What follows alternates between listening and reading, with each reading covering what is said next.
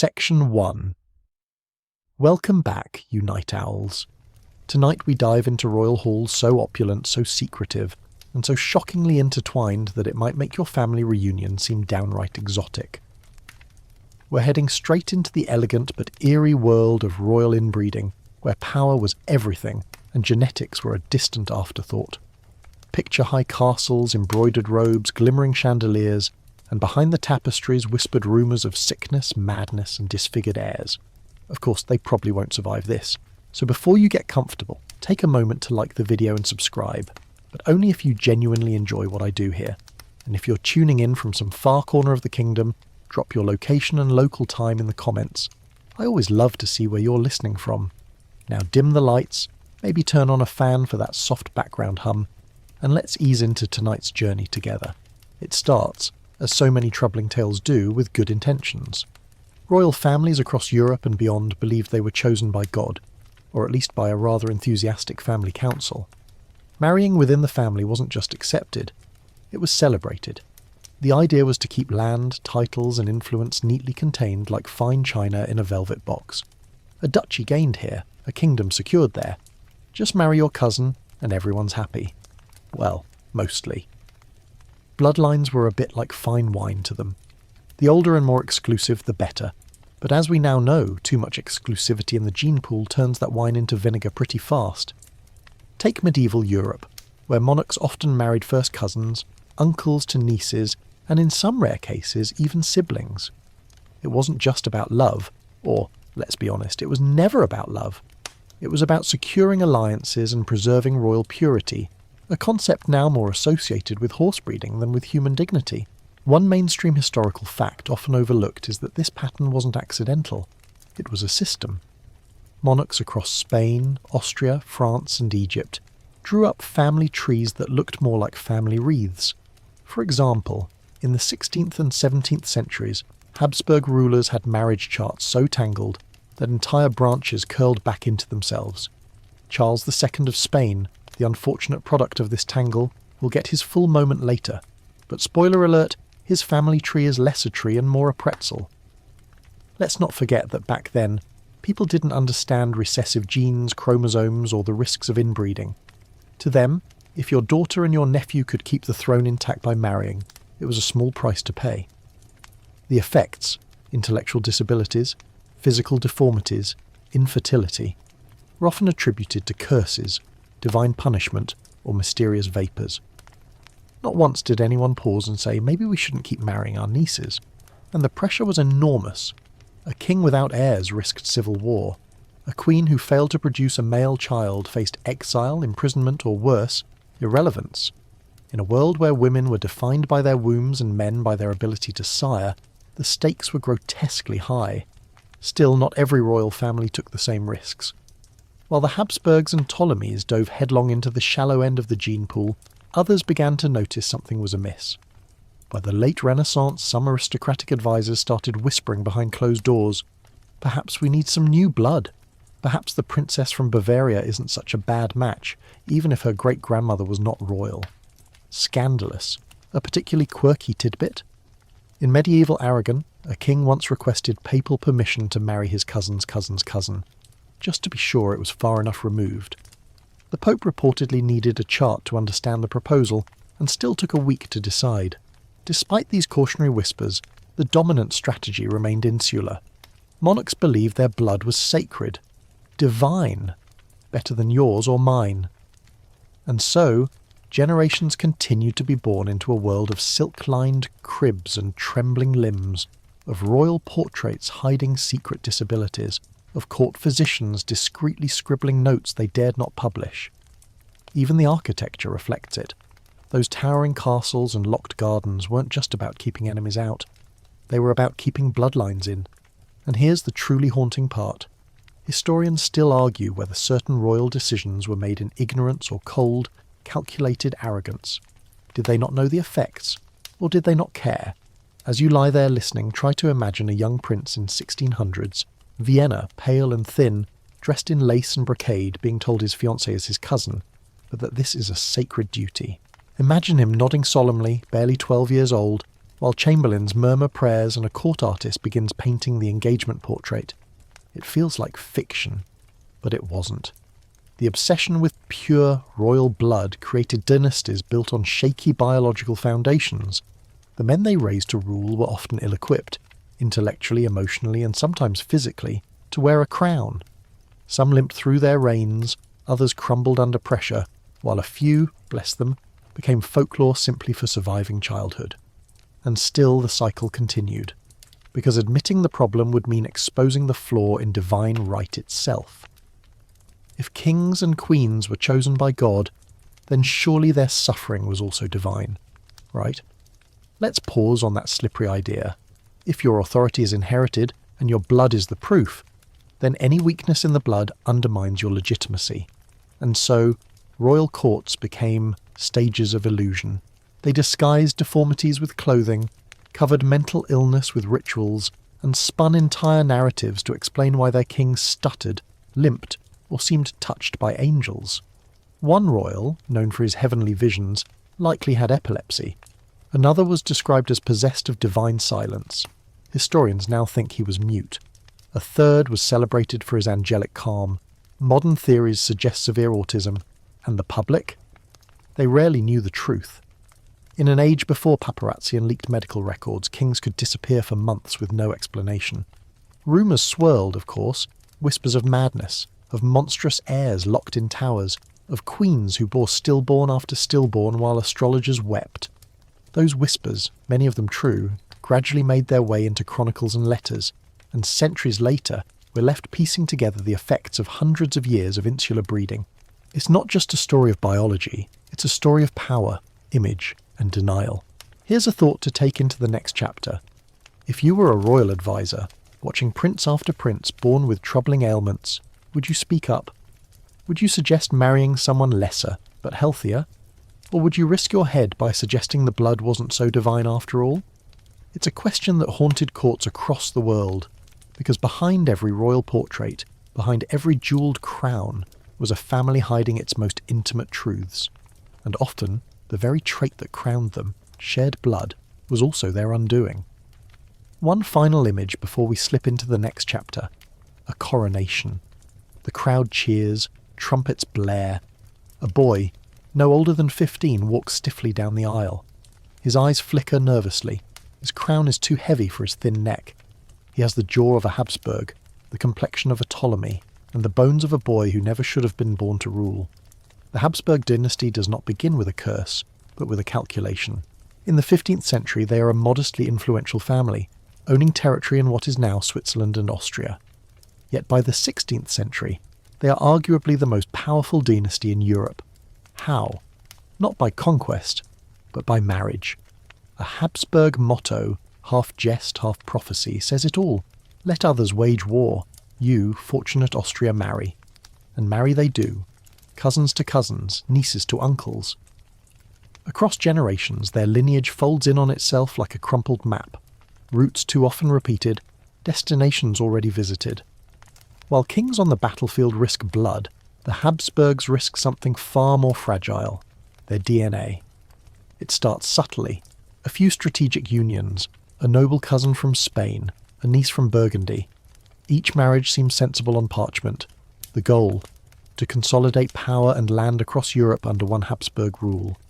But by the time we reach the 16th century, things take a darker turn. Their dominion stretches across modern-day Germany, Austria, the Netherlands, and deep into Spain. And so, to keep it all within the family, they marry only within the family. The consequences are slow, but relentless. Small peculiarities begin to emerge. Infant mortality rates rise.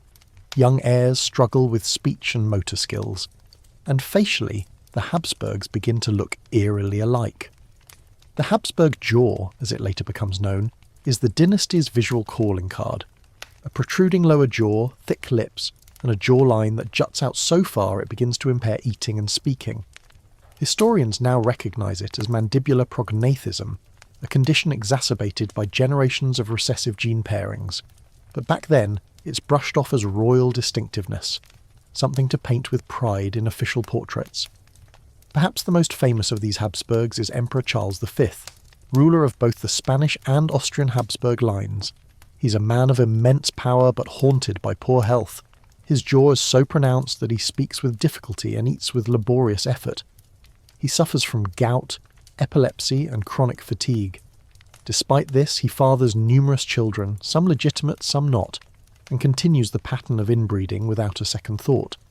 His son, Philip II of Spain, continues the line with alarming determination. He marries his first cousin, Maria of Portugal, and later his niece, Anna of Austria. Their son, also named Philip, dies young. The second marriage produces Charles, another heir with health problems so evident even courtiers begin to whisper. What's disturbing is how normalised it all becomes. The royal court grows accustomed to quiet airs, weak limbs, long convalescences. So long as the child can eventually be crowned, all is considered well. But behind the ceremonies, governesses and midwives know better. They tend to children with mysterious fevers, peculiar facial structures, delayed speech, and the creeping signs of neurological degeneration. One fringe tidbit? A Habsburg infant born in the 1600s reportedly had 6 fingers on one hand and a jaw so tight his mother had to feed him by hand, slowly dripping broth between his clenched gums. The court claimed he was gifted and silent by divine choice. He died before his 2nd birthday. The dynasty's commitment to consolidation blinds them to biology. By the early 1600s, they begin to run out of viable marriage partners within their own line. Their solution? Pull tighter. Marry uncles to nieces, first cousins multiple times removed. In one generation, Emperor Ferdinand II marries his first cousin. His son, Ferdinand III, marries his own cousin. By the next generation, the family tree resembles a circle, with fewer and fewer names repeating more and more often. And it's not just in Spain. In Austria, the pattern is mirrored. The Habsburgs rule the Holy Roman Empire and large swaths of Central Europe, and each new marriage is a nervous negotiation of whose genes can safely match with whose. Sometimes, these marriages produce semi-healthy heirs, but more often they produce children who suffer silently and invisibly under the weight of dynastic ambition. Still, public appearances are maintained. The royal portraits, lavish, glowing, and often idealised, show proud heirs in armour, with sceptres and swords. But even these images cannot hide the jaw, nor can they hide the eyes, often too close-set, heavy-lidded, or oddly vacant. By the 17th century, the problems become impossible to ignore. The Habsburgs begin losing wars, influence, and respect. Their famous fortress of inbreeding becomes a trap. And yet, no one dares to openly challenge the tradition. Marriage to commoners or even lesser nobility is still viewed as a betrayal of divine blood. Historians still argue whether they truly didn't understand the biological consequences, or whether they willfully ignored them for the sake of appearances. Perhaps a bit of both. One physician's journal from the 1650s, discovered centuries later, describes a Habsburg infant as robust in the soul, but lacking the flesh's harmony. That is beautiful pedigree, but a body falling apart. One has to wonder, what were these royal parents thinking? Did they worry? Did they pray? Or did they accept that sickly children were just the cost of empire? Some private letters suggest deep anguish. A Habsburg duchess writes of her daughter's quiet sadness, lamenting that the child knows not joy nor vigour, only stillness. Another prince, upon seeing his newborn son's twisted limbs, reportedly turned away and refused to hold him. Yet nothing changed. The next wedding was arranged before the child was even buried. A quiet irony pulses through this story. The Habsburgs, so obsessed with controlling their bloodline, ultimately lose control because of it. Their ambition turns inward, festering inside bones and veins. Power, when hoarded too tightly, becomes poison. There's also a particularly surreal layer to this history. When science finally catches up in the 19th century, geneticists look back on the Habsburgs as a kind of cautionary tale. Charts are drawn, marriages mapped, and the evidence becomes stark. The Habsburg dynasty shows one of the highest recorded inbreeding coefficients in royal history. In simpler terms, too many shared genes, not enough variety. Today, university classrooms still dissect their lineage like a biology experiment. Students laugh nervously at portraits of chin-heavy kings and mourn stories of children who couldn't walk or speak. But this was no joke to the people who lived it. A modern twist. Some facial recognition software, when fed enough Habsburg portraits, can now predict mandibular prognathism with eerie accuracy. The jaw, once seen as regal, is now a marker of genetic error.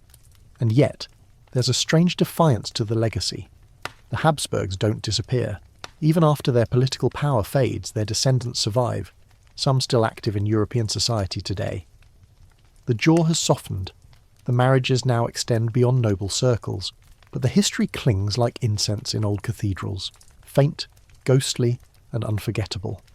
The dark side of royal bloodlines is not merely in the past, it echoes. In every gilded frame, in every grand title, there's a story of a family that tried to become gods and instead created a lineage of suffering. Theirs was not a tale of villainy, but of delusion, of men and women so wrapped in the myth of superiority that they could not see their own unravelling. Imagine one final image, a royal nursery in 1650. Sunlight filters through stained glass. Nurses whisper to each other. A cradle rocks gently. Inside lies a child with eyes too wide, limbs too still. His mother smiles, unaware. Outside, a courtier rehearses the birth announcement. The prince is perfect. The dynasty is secure. But inside that cradle is not just a baby. It is the consequence of every marriage made in fear, every vow sworn in pride, and every decision that put legacy above life. Charles II of Spain enters the world not with a cry, but with a legacy. A thick, tangled legacy that weighs heavier than the crown that will one day press into his misshapen skull. Born in 1661, he's the last of the Spanish Habsburgs, and the ultimate product of centuries of calculated inbreeding. His ancestry chart reads like a game of royal bingo. Uncle, niece, cousin, repeat. Of his 16 great-great-grandparents, only 6 are unique individuals. It's not a family tree, it's a family noose. From the very beginning, Charles is a puzzle to his court. He is sickly, silent, and struggles to feed. His tongue is so enlarged he cannot speak properly until he is nearly 4. He doesn't walk until after his 6th birthday. His head is too large for his body. His jaw protrudes alarmingly, and his facial muscles droop like melted wax. And yet, his parents call him El Hechizado, the bewitched, choosing supernatural explanation over the more uncomfortable biological truth. His mother, Mariana of Austria, also his father's niece, becomes the de facto ruler of Spain as regent. She insists that Charles is fine, that his piety makes him saintly, that his frailty is evidence of his spiritual refinement. But everyone else sees the truth. Charles cannot chew properly. He drools constantly. His digestive system is so compromised that he requires multiple attendants just to manage his bowel functions, and still he is crowned king at age 4. Behind palace doors the whispers begin. One ambassador calls him a walking corpse. Another describes him as short, lame, epileptic, senile, and completely bald before 30. His doctors try everything. Purges, leeches, potions brewed from animal parts. Nothing helps. The king remains thin, lethargic, and mentally dulled. His reign is not marked by triumphs or policies, but by medical interventions and failed attempts to produce an heir. Because that's the great royal expectation, of course, to continue the line. Charles is married twice. His first wife, a French princess named Marie-Louise of Orléans, reportedly faints upon meeting him. They never consummate the marriage. Court gossip claims she dies of sorrow and starvation, the polite way of saying that living with Charles II was unbearable. His second wife, Maria Anna of Neuburg, fares no better. She enters the palace with an impressive fertility record, 11 siblings, all living. Yet after years of marriage, she too fails to conceive. Blame is tossed like a poisoned crown. Some claim the queen is cursed, others say the king is impotent. A few brave voices whisper what everyone suspects. Charles is incapable of producing children because his body is a broken echo chamber of his ancestors' choices. And yet, he rules. Or rather, he is ruled through.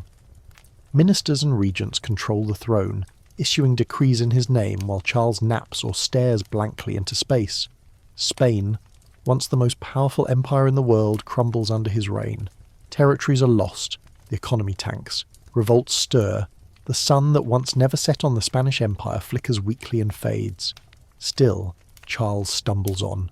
His health continues to decline, His jaw worsens, his vision fails, his body twists with tremors.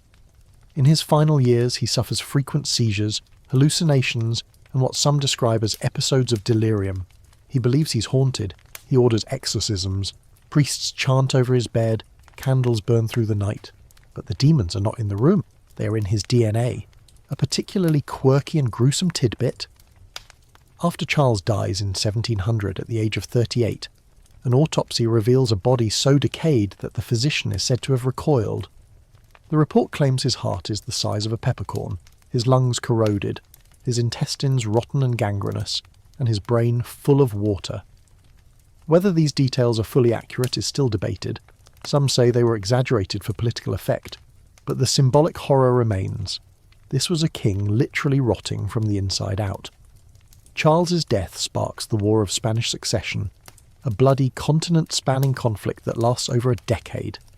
Without a clear heir, Europe's major powers scramble to fill the vacuum. The result? A new dynasty, the Bourbons, takes the Spanish throne. But Charles II remains a tragic milestone in history, the monarch who proved that you can inbreed an empire into extinction. Historians still argue whether Charles was truly as mentally incapacitated as his enemies claimed. Some suggest he had moments of lucidity, moments where he tried, valiantly, quietly, to govern. Others believe he was a puppet from birth, used and manipulated by ambitious factions within the court. What is undeniable, however, is that Charles represents the end of a line, the final gasp of a bloodline so diluted, so tangled, that nature itself said, no more. Yet his story is not just one of sorrow, it's a lesson. A cautionary tale whispered through velvet halls, his portrait still hanging in Madrid's El Escorial Palace shows a young man with tired eyes, heavy jaw, and the ghost of a smile.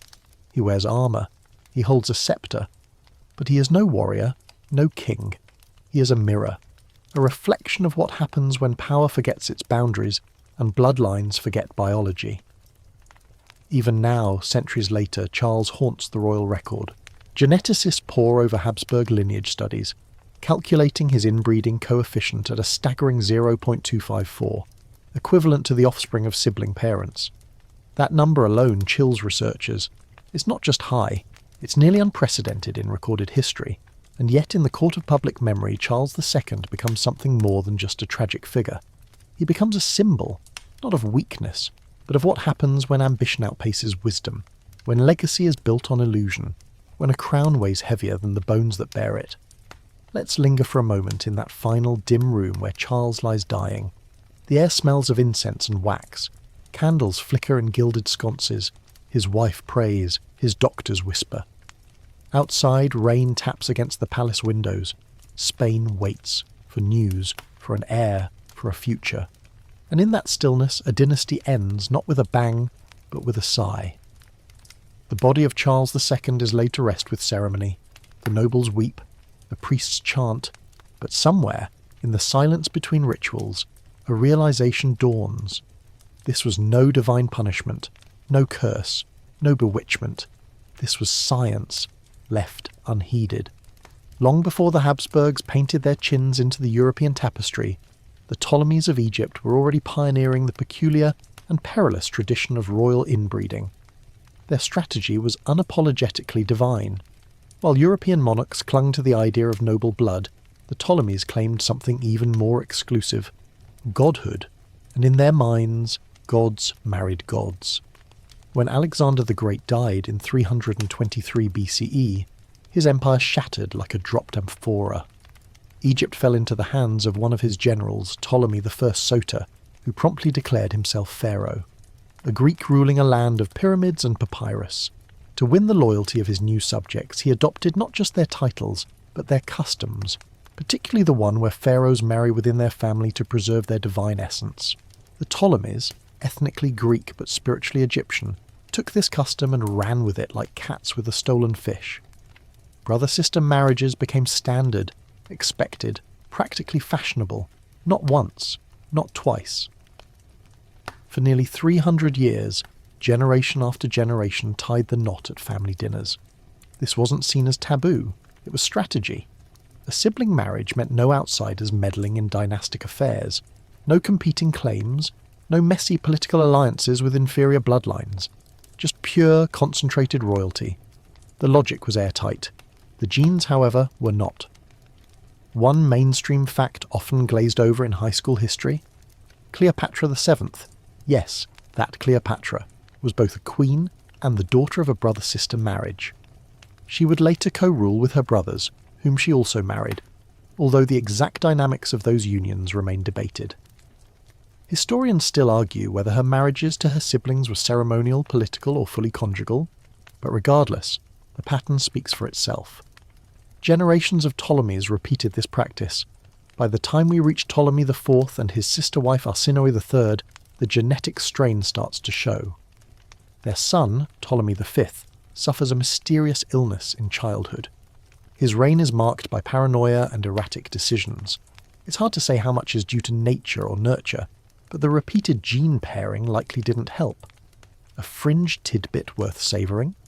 One Ptolemaic royal was so physically disfigured, possibly from compounded birth defects, that he was hidden from public view and ruled entirely from behind a screen.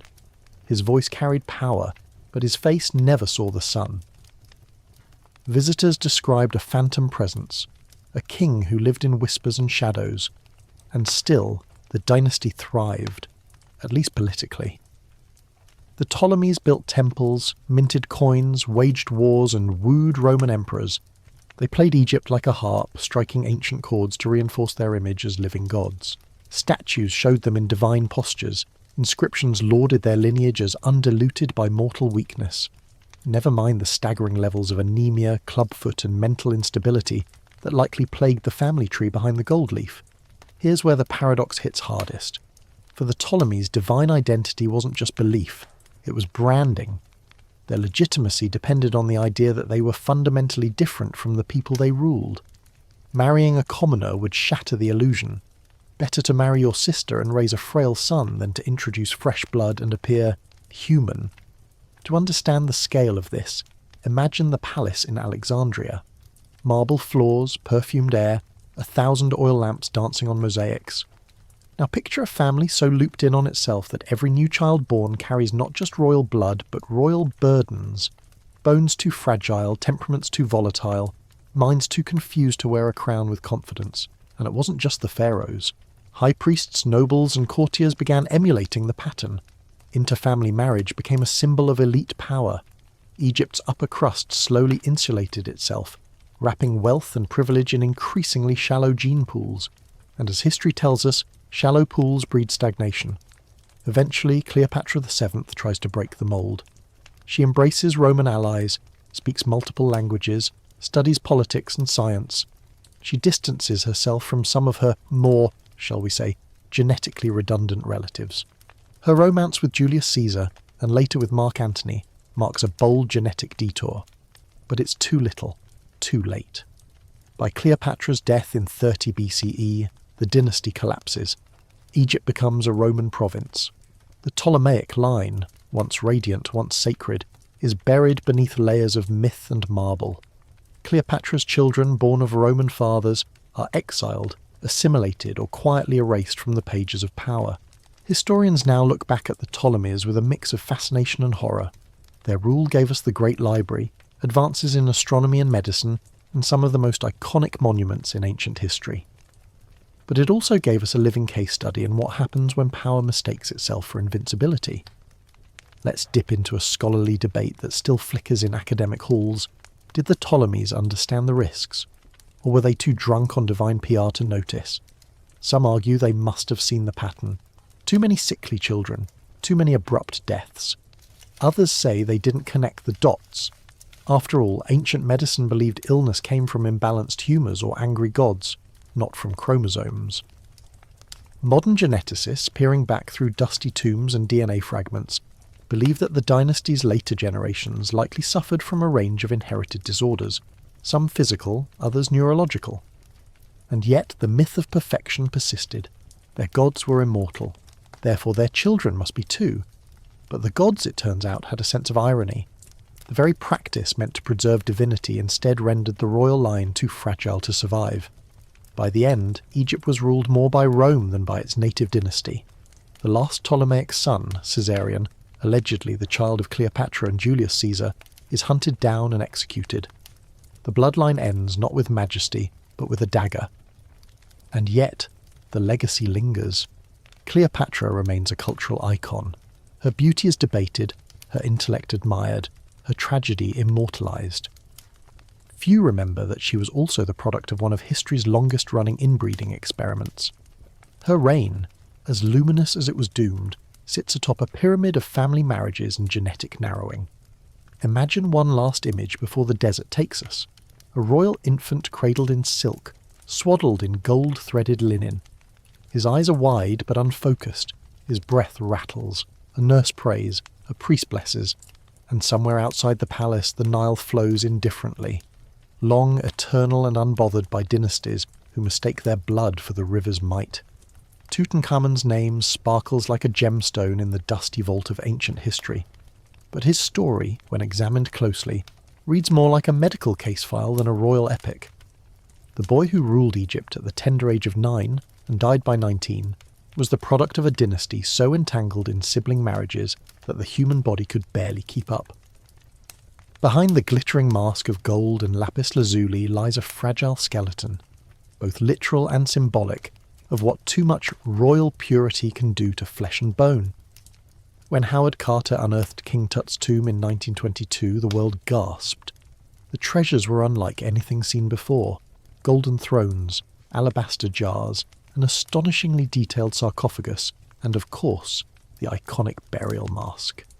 For decades, Tutankhamun was celebrated as Egypt's golden boy, a radiant symbol of pharaonic splendor.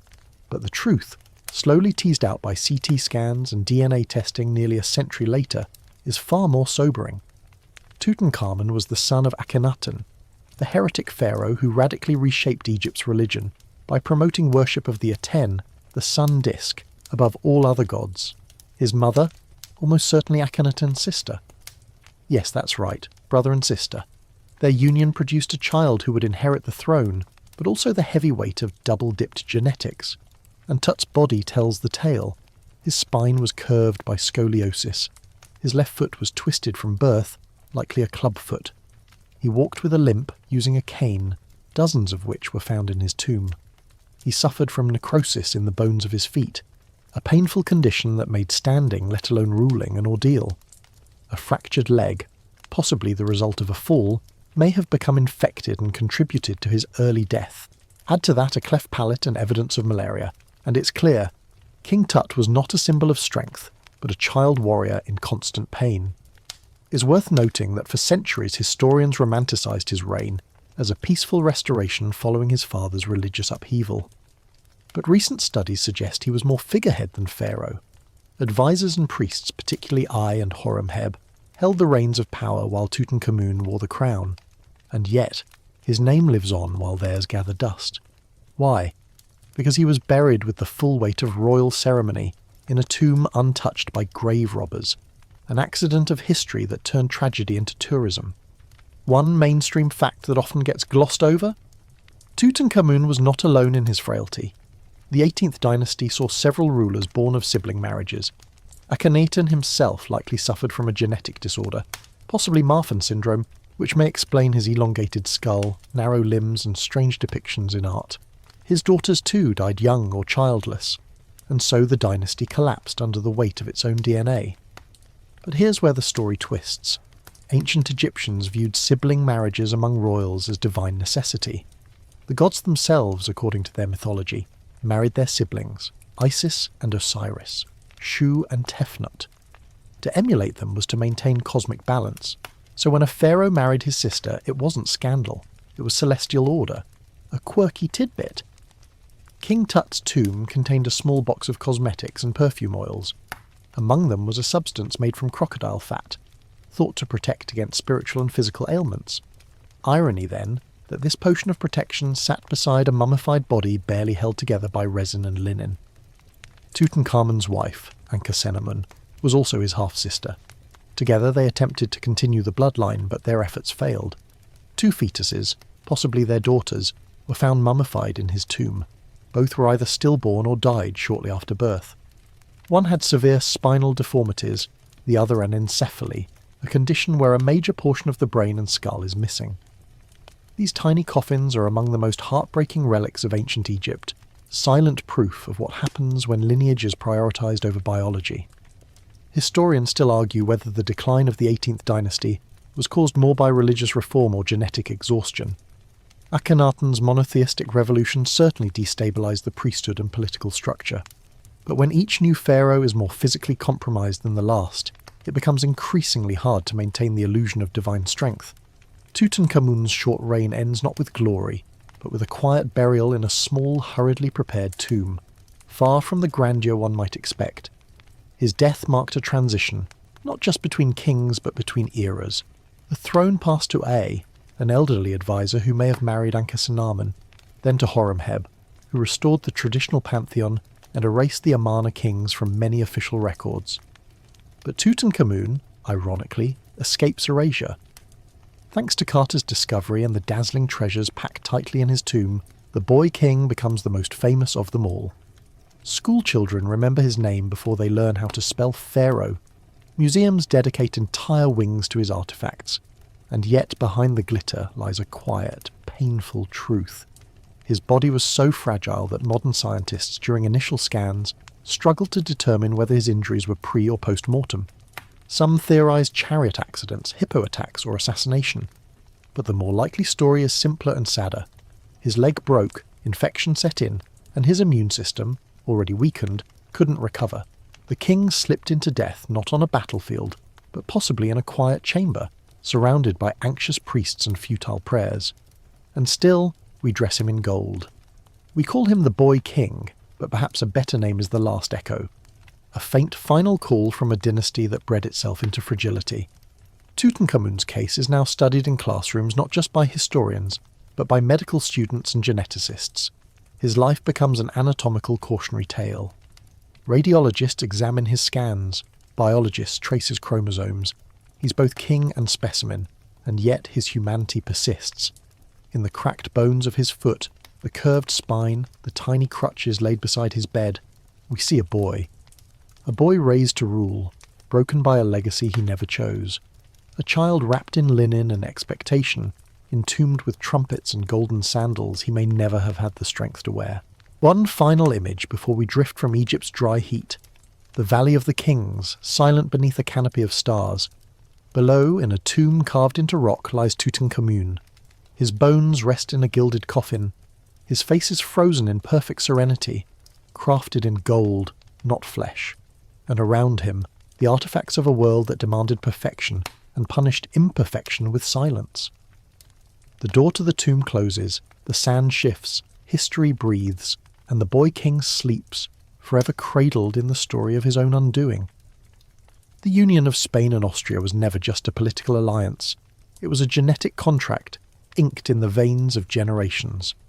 By the time the two empires were fully entangled under the Habsburg name, the practice of inbreeding had become not just tradition, but policy. A marriage wasn't merely a romantic or strategic choice.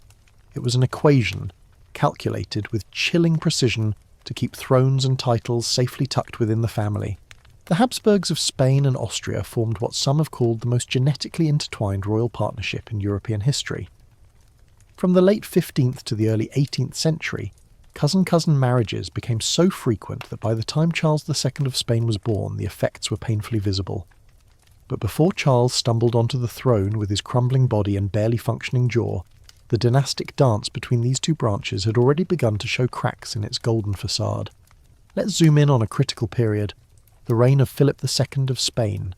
He wasn't just a powerful monarch, he was a walking Venn diagram of Habsburg blood. His father, Charles V, was already the product of close kin unions.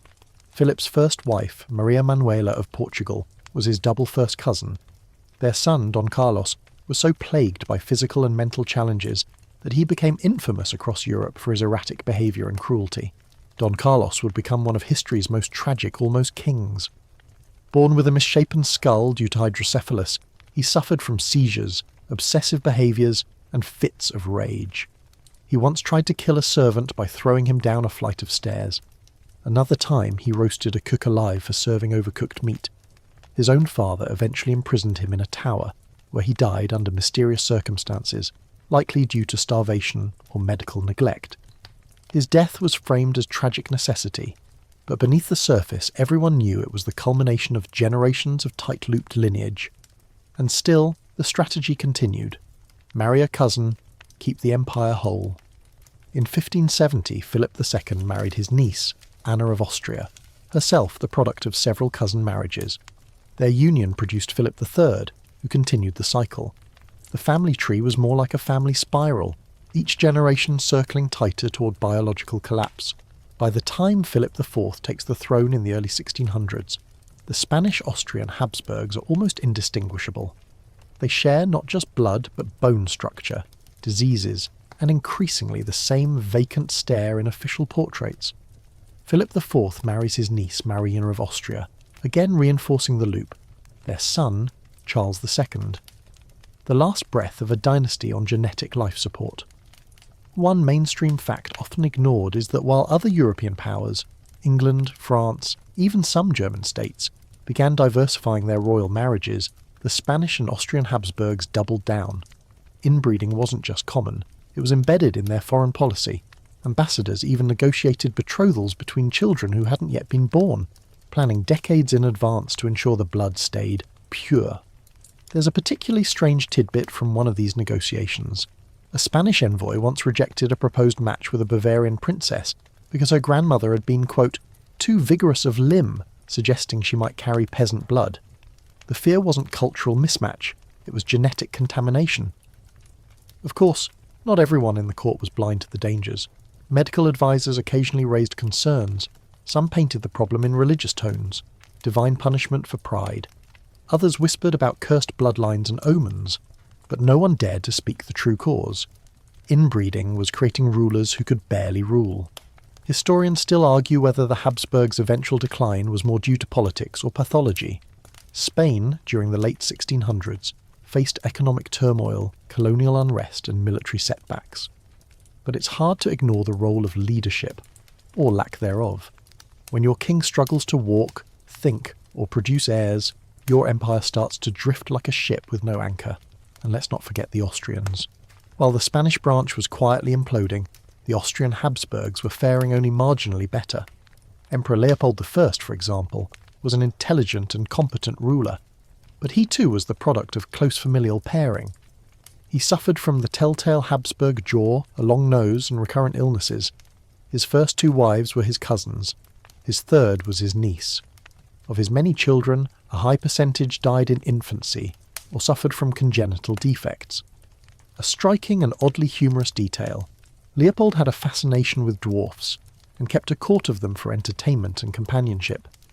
While this was not uncommon for European royalty, his court had the largest and most elaborately dressed group in Europe.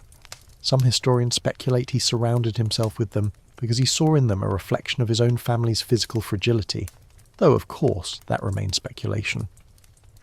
The visual record from this era tells its own story. Portraits show children in adult clothing trying to appear regal while clutching canes or standing stiffly with one hand on a table for balance. Artists were often instructed to soften the features, hiding underbites or disproportionate limbs. But sometimes the jaw was too prominent to mask. The Habsburg chin became a dynasty's watermark, stamped across generations. Even the clothing can't hide the truth. Royal garments, stiff with embroidery and heavy with symbolism, often served to obscure physical deformities. Corsets weren't just fashionable, they were functional, holding up spines that might otherwise slump. Gloves covered misshapen fingers, collars concealed growths. These weren't just outfits, they were camouflage. The tragedy of the Spanish-Austrian axis is not just in its biological effects, but in its stubbornness. There were opportunities to shift course, to marry outside, to refresh the bloodline, but they were consistently rejected. The fear of losing control outweighed the fear of creating a dynasty of physically compromised rulers. And yet the wheels of history turn. The War of Spanish Succession ends the union of the two branches. Spain moves on under the Bourbons. Austria continues with the Habsburgs, but even they eventually soften their stance on insular marriages. The damage, though, is done. The legacy is sealed. Modern science now uses the Habsburgs as a case study in royal inbreeding. Genetic students trace the coefficients of inbreeding, mapping how quickly traits compound when the gene pool doesn't widen. The conclusion? It doesn't take long. 3 or 4 generations of close relative marriages can produce significant physical and cognitive decline. A lingering question: how did no one intervene? Some scholars argue that the very structure of monarchy made it impossible. Who could tell a king his bride was too closely related? Who could stop a queen from arranging her niece's wedding to her son? In a world where divine right trumped all, there were no referees, only courtiers, whispering too little, too late. Picture, for a moment, a grand wedding in Vienna or Madrid. The cathedral gleams, bells ring, nobles gather in powdered wigs. A young bride and groom stand before the altar. They look almost alike. Same narrow chin, same slack mouth, same faraway eyes. The priest proclaims them man and wife. The guests cheer, and somewhere, buried under incense and organ music, a quiet genetic roulette wheel spins once more. In the icy corridors of the Russian Winter Palace, beneath crystal chandeliers and the ever-watchful eyes of Orthodox icons, another great dynasty quietly entangled its blood. The Romanovs, rulers of the vast Russian Empire for over 300 years, did not begin as a particularly inbred family. Their early generations married into noble families from Germany, Sweden and Denmark, but by the 19th century, as alliances tightened and aristocratic options shrank, their marriages began to circle inward, especially with their cousins in the German principalities. It wasn't until the late 1800s that the full consequences of these choices took form in one of the most tragic and mythologized stories in European history, the story of Alexei Nikolaevich, the last Tsarevich of Russia, and the bleeding disease that would become synonymous with the twilight of the Romanov dynasty. Born in 1904 to Tsar Nicholas II and his wife Alexandra, herself a granddaughter of Queen Victoria, Alexei entered the world as the long-awaited male heir. The Romanovs had been waiting for a boy to carry the imperial sceptre into the 20th century, but within weeks of his birth the joy turned to dread. Small bruises began to appear on the infant's body. Minor injuries led to terrifying internal bleeding. Soon it was clear Alexei had inherited haemophilia, a blood-clotting disorder passed through royal veins like a whispered curse. The source of the condition?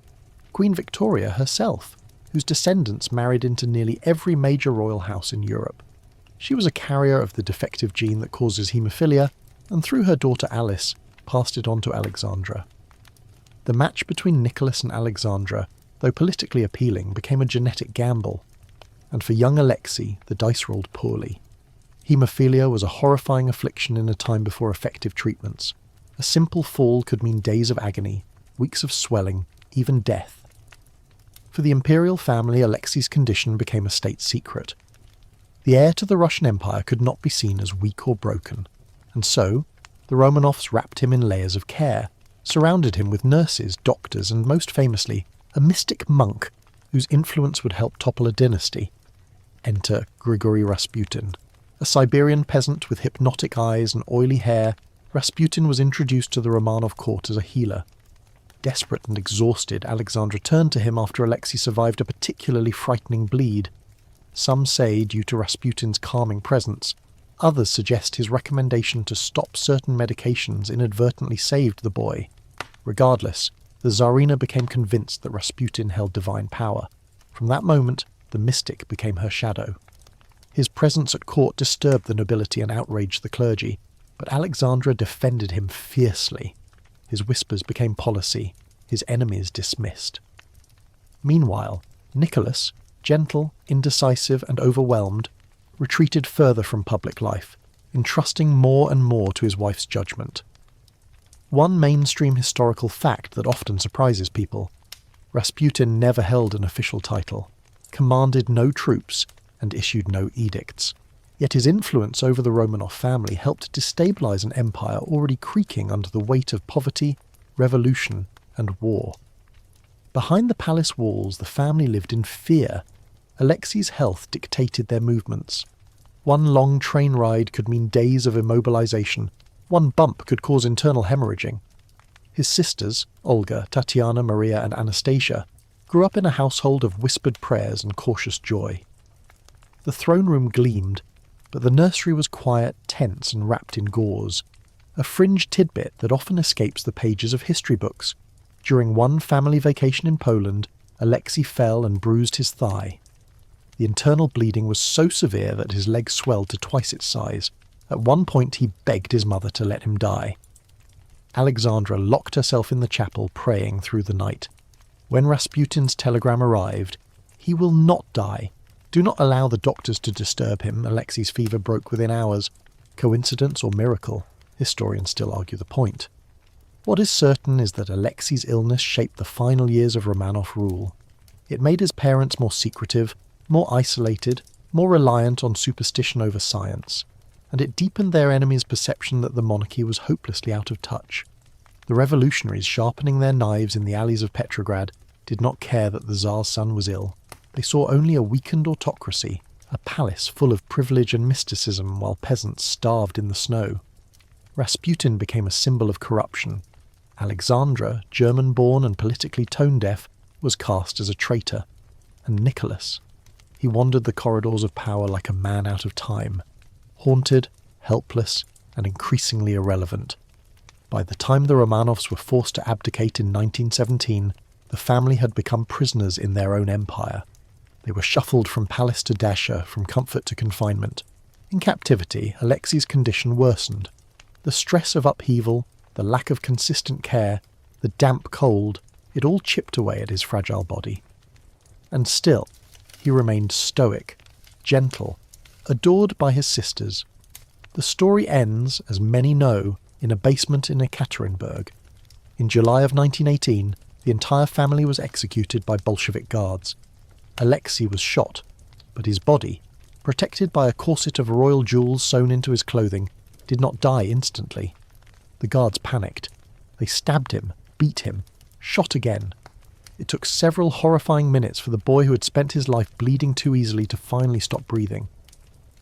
The legend of the Romanovs did not end there, of course. Rumours swirled for decades that one of the daughters survived. DNA tests have since debunked those myths. But in the public imagination, the story of Alexei and his family became the ultimate royal tragedy. A boy born to rule, doomed by a gene he never asked for. Today, the Romanovs are studied not just as fallen monarchs, but as a cautionary tale of inherited power and inherited fragility. Hemophilia, once a mysterious curse, is now well understood. Geneticists trace it through pedigrees like a crimson thread, and the Romanov line is one of the clearest examples of its devastating legacy. The irony is bitter. The desire to preserve royal bloodline purity, to keep the divine spark burning, led directly to a disease that extinguished a dynasty. And yet the memory lingers. In Russian churches, the Romanovs are now canonized as saints. Alexei is remembered not as a sickly child, but as a martyr. His blood, once hidden in shame, is now a relic of faith.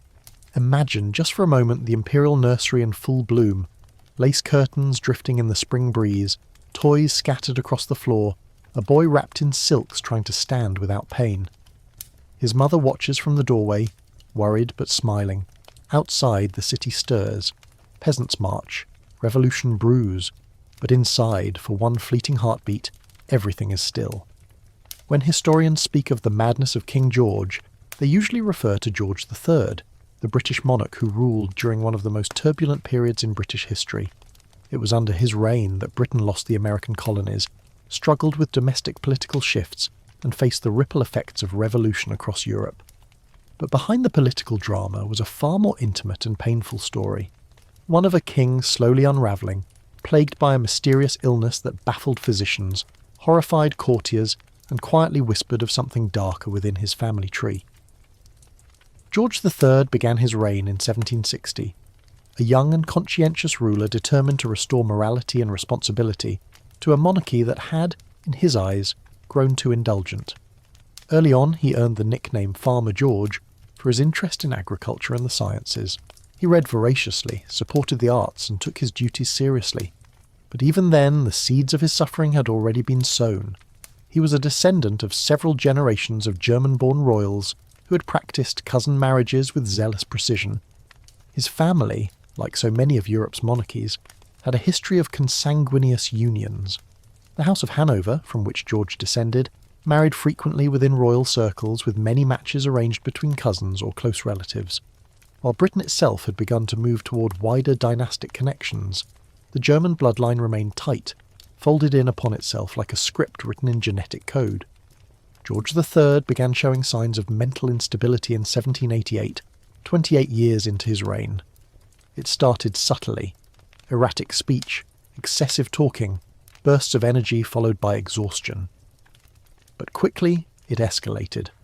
He babbled incoherently for hours. He believed he could speak to angels. He wrote thousands of words in a single sitting, rambling on about divine purpose and political conspiracy. His urine turned dark blue, a symptom that would fascinate modern doctors. The court was in chaos. No one knew what was wrong. Physicians applied the standard 18th century remedies: bloodletting, purging, blistering. Nothing helped. Eventually George was restrained, confined to his chambers, and watched night and day. The public was told little. A regency was discussed, then postponed. The king had lucid moments, then terrifying dissents. His own children were barred from seeing him at times, out of fear that the image of their father, muttering to the walls, clawing at his sheets, would break them. One mainstream fact that doesn't always make it into textbooks. During his periods of clarity, George was aware of his condition. He apologised to his family. He feared he was cursed. He wept openly at what he called "my wicked brain." That awareness makes his story all the more heartbreaking. He wasn't simply mad, he was a man watching himself go mad. It wasn't until centuries later that a more specific diagnosis emerged: porphyria. This rare genetic disorder affects the production of heme, a component of hemoglobin, and can cause a variety of symptoms including abdominal pain, vomiting, neuropathy, and severe psychiatric episodes. It also often causes a blue or purple hue in the urine, aligning with contemporary descriptions of George's symptoms. Porphyria is hereditary, and yes, it's more likely to appear in families with a history of inbreeding. Although there's still some scholarly debate about whether porphyria was the true cause of George's madness. Some modern researchers suggest bipolar disorder or arsenic poisoning from 18th century medications. The royal family's genetic history can't be ignored. Multiple members of the extended Hanoverian family showed signs of mental instability. In the tightly knotted network of European royalty, such patterns were rarely coincidental. A particularly eerie tidbit. In one preserved letter written during a lucid interval, George describes the buzzing of thoughts like bees behind my eyes. He begs his physician not to apply another mustard poultice. He signs the letter, "Your most distressed and humble servant, the king of a tormented mind." Despite his illness, George III would reign until 1820, longer than any British monarch before him, but the final years of his rule were spent in near-total seclusion. After the death of his beloved daughter Amelia in 1810, he fell into a deep and irreversible decline. His sight failed, his hearing faded, his mind fractured beyond repair. The Regency Act of 1811 officially transferred power to his son, the future George IV, who served as Prince Regent. Meanwhile, the old king shuffled through Windsor Castle, blind, insane, and nearly forgotten. He played the harpsichord for hours to no one. He talked to dead family members. He sat for hours staring into the fire. And yet, the British monarchy persisted. In fact, it adapted. The transition of power to the Prince Regent was relatively smooth, and the institution itself grew stronger during the 19th century, especially under Queen Victoria. But the memory of George's madness never fully disappeared. Historians still debate how much his illness affected his political decisions. Some argue that his early symptoms influenced his handling of the American colonies. Others believe his regents and ministers effectively shielded him from the levers of governance during his later episodes. What is clear is that his story became part of British mythos. A tragic monarch who tried to be good, who loved his wife and children, and who was ultimately undone by forces within his own body. That legacy echoed into the Victorian era. Queen Victoria, ever aware of the whispers surrounding her family's genetics, approached royal marriages with both calculation and superstition. Ironically, her own descendants would continue the cycle of inbreeding, most notably with the haemophilia gene passed to multiple European courts, including Spain, Germany, and Russia. A quiet reminder lingers in royal archives. Madness, fragility, and inherited illness were not simply accidents. They were patterns. Patterns shaped by centuries of choosing blood over compatibility, purity over prudence. Imagine a winter morning in Windsor. Snow falls silently over the palace gardens. Inside, the old king murmurs to himself, shuffling his feet in time with an invisible orchestra. Servants tread softly, speaking in whispers. A physician takes notes by candlelight, recording another episode. And in the hall outside, a young prince waits to rule a kingdom held hostage by its monarch's mind. George III's story reminds us that power doesn't immunise one from pain, that a crown can rest on the head of a man unravelling from within, and that history, ever the patient archivist, remembers not just the victories, but the cracks in the gold. At Versailles, everything is dazzling. Mirrors line the halls, fountains erupt in perfect synchrony, and chandeliers drip crystal like dewdrops from the ceiling. The Bourbons, rulers of France for over 2 centuries, understood presentation better than anyone. Appearances were sacred, perfumed, powdered, and paraded. But behind the layers of silk and ceremony, the same dark pattern found among other royal houses pulsed quietly through the French court, though in the Bourbon case the signs of inbreeding were subtler, more insidious, like a moth chewing through lace. Unlike the Habsburgs or Ptolemies, the Bourbons didn't always marry within the tight confines of immediate family. Their web of marriages often reached across dynasties: Spain, Savoy, Parma, Naples. But the royal houses of Europe were already so intertwined by the 17th and 18th centuries that even when a Bourbon prince married someone from a different kingdom, they were often still cousins, sometimes double cousins. Over time, the difference between outsider and relative became largely symbolic, and as with many royal lines, the medical bills came due. Let's start with Louis XIV, the Sun King, that grand and glittering monarch who embodied absolutism. He ruled for 72 years, the longest reign of any monarch in European history. Healthy, athletic, and mentally sharp, Louis seemed like proof that the Bourbon line was thriving. But he was the exception, not the rule. Louis's descendants, on the other hand, revealed growing cracks in the genetic foundation. His great-grandson, Louis XV, though handsome and intelligent in youth, suffered from frequent fevers, fainting spells, and a strangely sluggish metabolism later in life. His libido was famous, but so was his tendency toward melancholy and indecision. The court tried to dress it up as aristocratic ennui, but some observers described his manner as almost catatonic when outside his familiar circles. And then came Louis XVI, shy, awkward, and deeply insecure. A king who preferred locks and hunting rifles to balls and diplomacy. Many now believe he was on the autism spectrum, though of course no such term existed at the time. His infamous indecisiveness during the early years of the French Revolution wasn't just political naivete, it was a deeper inability to act under pressure. Paired with Marie Antoinette, herself the product of the Habsburg line, it was a marriage both symbolic and biologically fraught. Marie Antoinette's mother, Empress Maria Theresa, had married her children across Europe with brutal efficiency. Alliances first, genes second.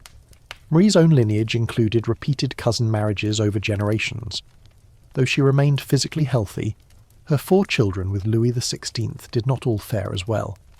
The eldest, Marie-Thérèse, survived and lived into adulthood, though she bore the psychological scars of the Revolution. Her younger siblings were less fortunate. Louis-Joseph, the Dauphin, died of tuberculosis at age 7. Louis-Charles, briefly recognised as Louis XVII by royalists, was imprisoned and likely abused. He died in captivity at age 10, frail, sickly, and forgotten. His autopsy revealed malnourishment, physical weakness, and possible congenital health issues. It was a tragic end that many felt echoed the accumulated fragility of a dynasty born of endless blood ties, a particularly eerie tidbit. When doctors examined Louis Charles' remains, they discovered that his heart was abnormally large and poorly developed. For years, royalists claimed it was symbolic, a boy with too much heart.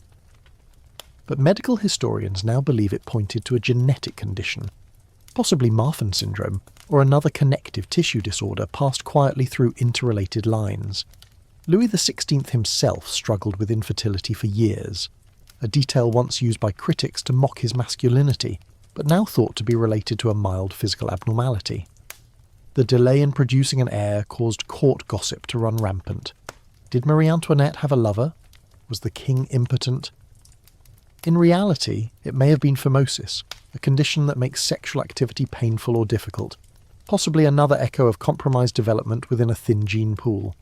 Even the famed Bourbon looks, Regal profiles, tall statures, aquiline noses began to shift in later generations.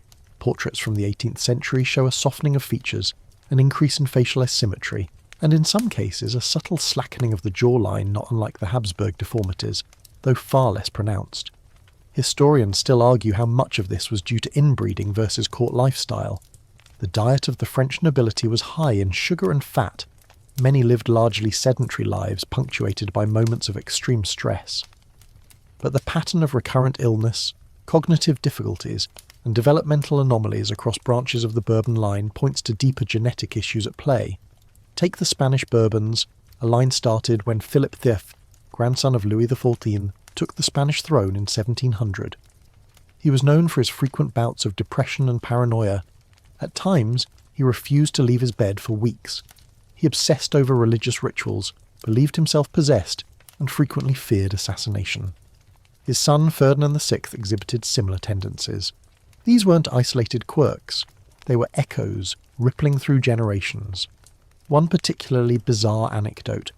Ferdinand VI was so consumed by spiritual terror during one depressive episode that he refused to eat unless his food had been exorcised by priests. He believed demons could enter his body through unblessed bread. A courtier later remarked that the king feared God so greatly he feared to taste his gifts. It would be easy to write these off as signs of stress or religious fervour, but when paired with physical frailty and a family tree that loops endlessly through itself, they form a grim picture. The Spanish and French Bourbons were exchanging more than diplomats. They were exchanging DNA. Over time, their descendants bore the weight of that genetic traffic. Yet in the candlelit halls of Versailles, no one spoke of it. Illness was hidden. Children who didn't thrive were tucked away in monasteries or country estates. If a prince limped or a princess didn't speak clearly, courtiers found euphemisms: delicate, quiet, bookish. Portraits showed healthy blushes, sharp eyes, painted ideals. The real bodies behind the oils and canvas told a quieter truth. And in the midst of this gilded decline, the revolution came. When the guillotine fell on Louis XVI in 1793, it did more than end a reign. It severed centuries of accumulated genes from the throne. The people didn't know about recessive traits or intermarriage. They just saw a monarchy bloated with wealth and seemingly incapable of governing. The fragility of the Bourbon line became in hindsight symbolic of the fragility of their claim to divine rule. Today the remnants of the Bourbon line still exist, though their political power is gone. Some descendants live in France, Spain, and Italy, their names echoing with royal gravity, even as their lives are fully civilian. Modern medical studies have examined DNA samples from Bourbon grave sites, including remains believed to be from Louis XVII. The genetic data confirms what many suspected. The Bourbons were closely related to themselves across multiple branches. A quiet, unsettling legacy for a family that once ruled the most glamorous court in Europe. Picture Versailles one final time. The Hall of Mirrors glows in candlelight. A young prince, not yet aware of history's verdict, dances beneath the gilded ceiling. He stumbles, only slightly. A courtier rushes forward to help. Laughter ripples. The music plays on. But somewhere behind the golden walls the bones of old kings rest uneasily, their bodies whispering stories the palace would rather forget. The Habsburg jaw is more than just a facial quirk. It's a symptom, a symbol, and a warning sign carved into centuries of royal portraiture. One glance at the painted faces of Habsburg monarchs and you'll see it. The jutting lower jaw, thick lips, pronounced chin. It's so consistent that modern scientists have studied the condition not through medical records, but through oil paintings. Generation after generation, the chin creeps forward, the jaw grows more severe, and the mouths begin to misalign. The Habsburg dynasty didn't just pass down crowns and castles, they passed down a deformity. Mandibular prognathism is the clinical name for it, a condition where the lower jaw extends beyond the upper, often causing speech and chewing difficulties. In mild cases, it's manageable. In severe cases, like those found in later Habsburgs, it's debilitating. And while the condition can appear naturally in any family, it rarely persists across generations unless one major factor is at play: repeated close relative marriages. By the 17th century, the Habsburg chin had become so iconic that painters began trying to flatter their royal subjects by minimizing it. But even the most generous brush couldn't hide the truth. Charles V, Philip II, Ferdinand II, each bore the mark. By the time Charles II of Spain was painted, his chin practically formed a shelf beneath his lower lip. His jaw was so misaligned that he struggled to eat and speak, often relying on liquid diets and interpreters for long conversations. A mainstream historical fact that drives this home: Spanish Habsburgs had an average inbreeding coefficient of over 0.2, a figure that geneticists associate with incestuous pairings like sibling or parent-child unions. For reference, a coefficient of 0.125 equates to a first-cousin marriage. The Habsburgs surpassed that, consistently. But let's pull back a moment. How did this jaw become so synonymous with power? Why didn't anyone do anything about it? In part because it became a badge of royal distinction. The Habsburgs weren't ashamed of their chin, they embraced it. It set them apart, quite literally. Courtiers praised it as a symbol of strong blood. Artists emphasised it in busts and tapestries. It became part of the brand. A fringe tidbit. In 1600s, Vienna, a poet once wrote a love sonnet comparing a Habsburg princess's chin to the prow of a glorious ship, guiding Europe through the seas of destiny. That same princess, by most modern accounts, could barely chew solid food, and while the chin became the most visible feature, it wasn't the only one. Habsburgs often had long, narrow faces, prominent noses, drooping lower lips, and a general elongation of the skull. These traits weren't just aesthetic. They often pointed to underlying skeletal and developmental disorders, particularly when compounded by inbreeding. By the 18th century, other royal courts began to notice. French courtiers mocked Spanish Habsburgs as les mâchoires, the jaws. Diplomats expressed concern when seeing potential brides or grooms with too much chin, worried that a match might worsen the family's already precarious genetics. Historians still debate the exact origins of the Habsburg jaw. Was it introduced by a single ancestor and exacerbated by inbreeding? Or was it the result of multiple recessive traits coalescing across generations? Some studies suggest that the earliest notable appearance was in Maximilian III, Holy Roman Emperor in the late 15th century. From there, each new marriage within the family line doubled down on the trait.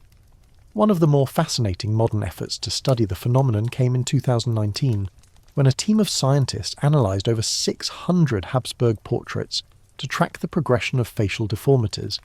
They developed a scale for jaw protrusion and cross-referenced it with known inbreeding coefficients. The correlation was undeniable.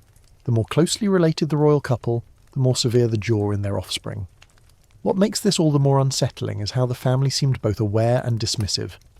Letters from the time suggest that royal children were examined closely for the family features. A strong jaw was praised. A weak chin was a cause for concern, not for the child's health, but for their political prospects. Beauty, in the Habsburg court, was redefined through the lens of lineage. If everyone looked like that, then that must be the standard. One eerie anecdote tells of a Habsburg princess whose marriage prospects were dashed when her jawline was deemed too subtle. Her aunt reportedly remarked, "She has the wit of a Habsburg, but the mouth of a commoner." She was married off to a minor noble and quickly forgotten in the annals of court history. And yet, behind the jesting and court poetry, real suffering occurred. Medical records, those that survive, speak of jaw surgeries, tooth extractions, speech therapy attempts and digestive problems. One prince reportedly had to have all his meals ground into paste by servants. Another wore a leather strap under his chin to keep his mouth closed in public. The emotional toll is harder to quantify, but no less real. Children who couldn't speak properly were labelled slow. Those who drooled or struggled with coordination were removed from public life. Some were cloistered, others hidden behind veils during ceremonies.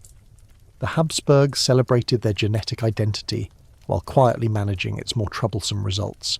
Even in death, the jaw lingered. Habsburg tombs often contain remarkably well-preserved skulls.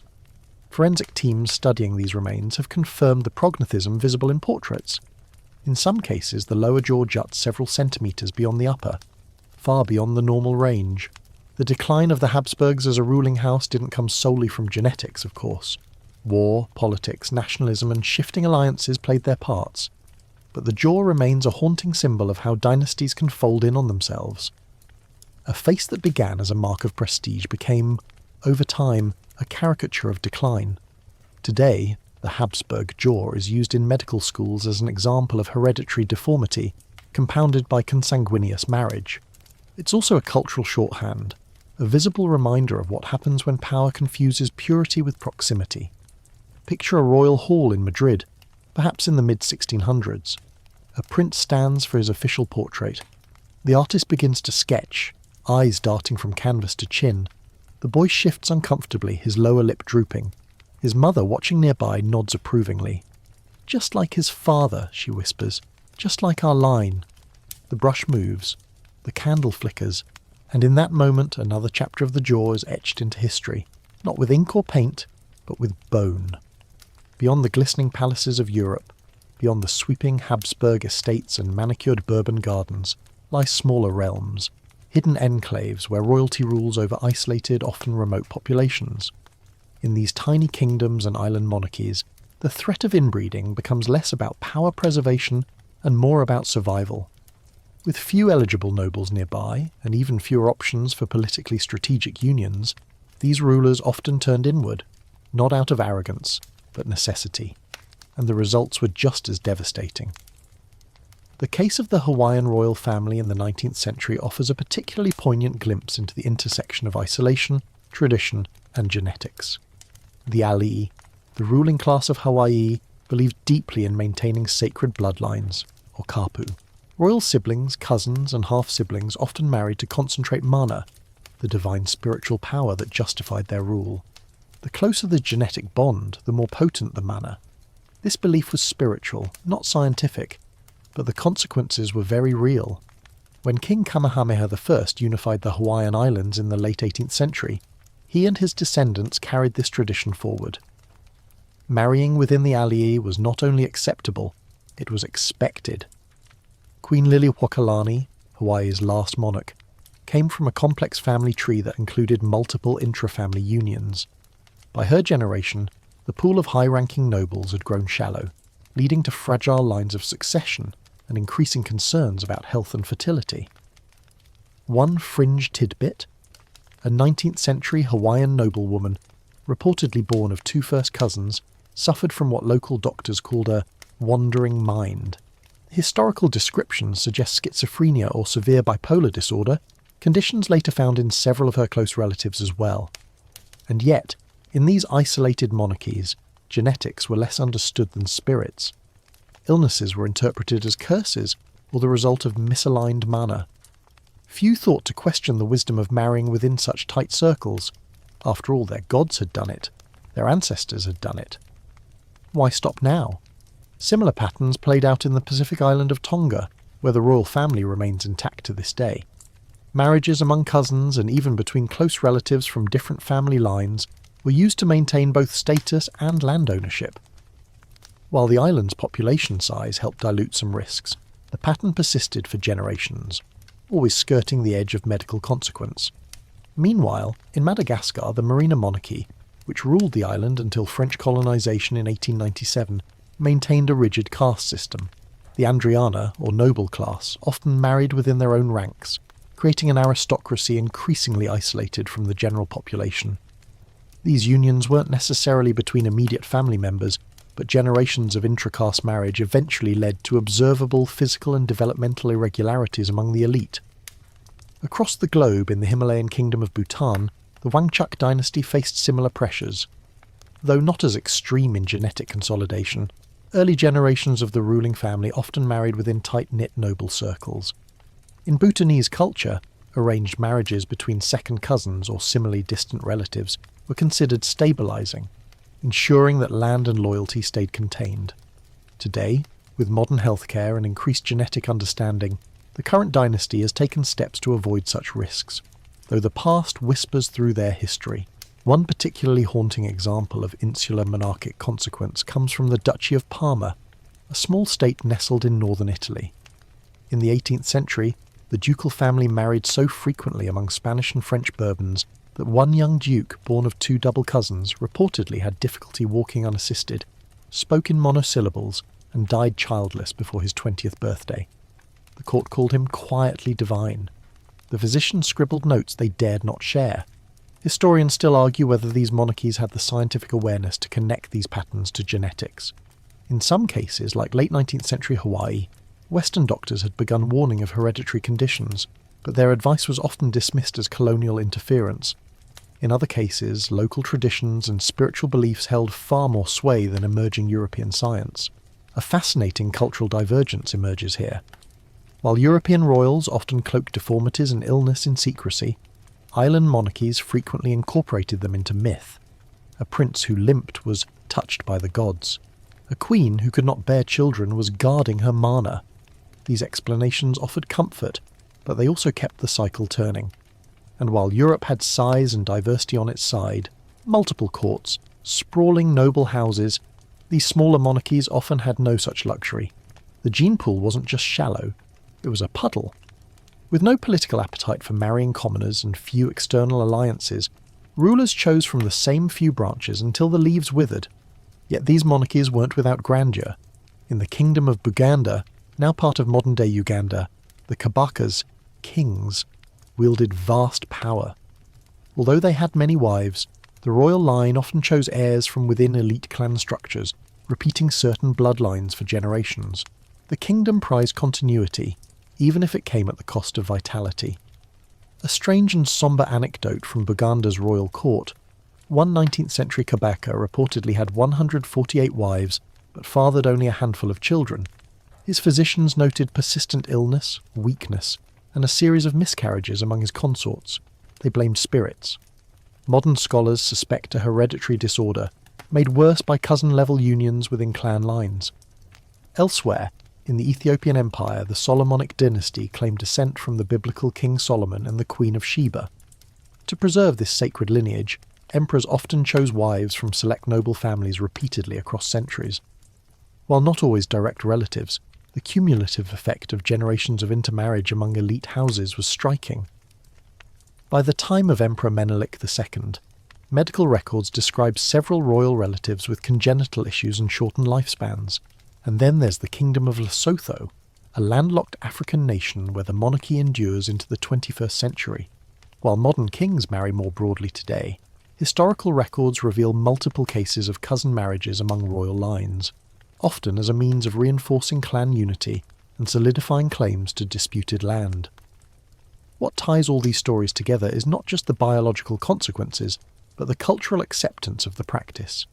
In isolated monarchies, inbreeding wasn't just tradition, it was necessity wrapped in sacred belief. The cost, a gradual erosion of health, strength, and sometimes sanity. Imagine for a moment a throne room on a coral island. Palm fronds rustle in the wind outside. Inside, a boy king sits on a raised dais, his posture stiff, his gaze unfocused. A priest chants, a conch sounds in the distance.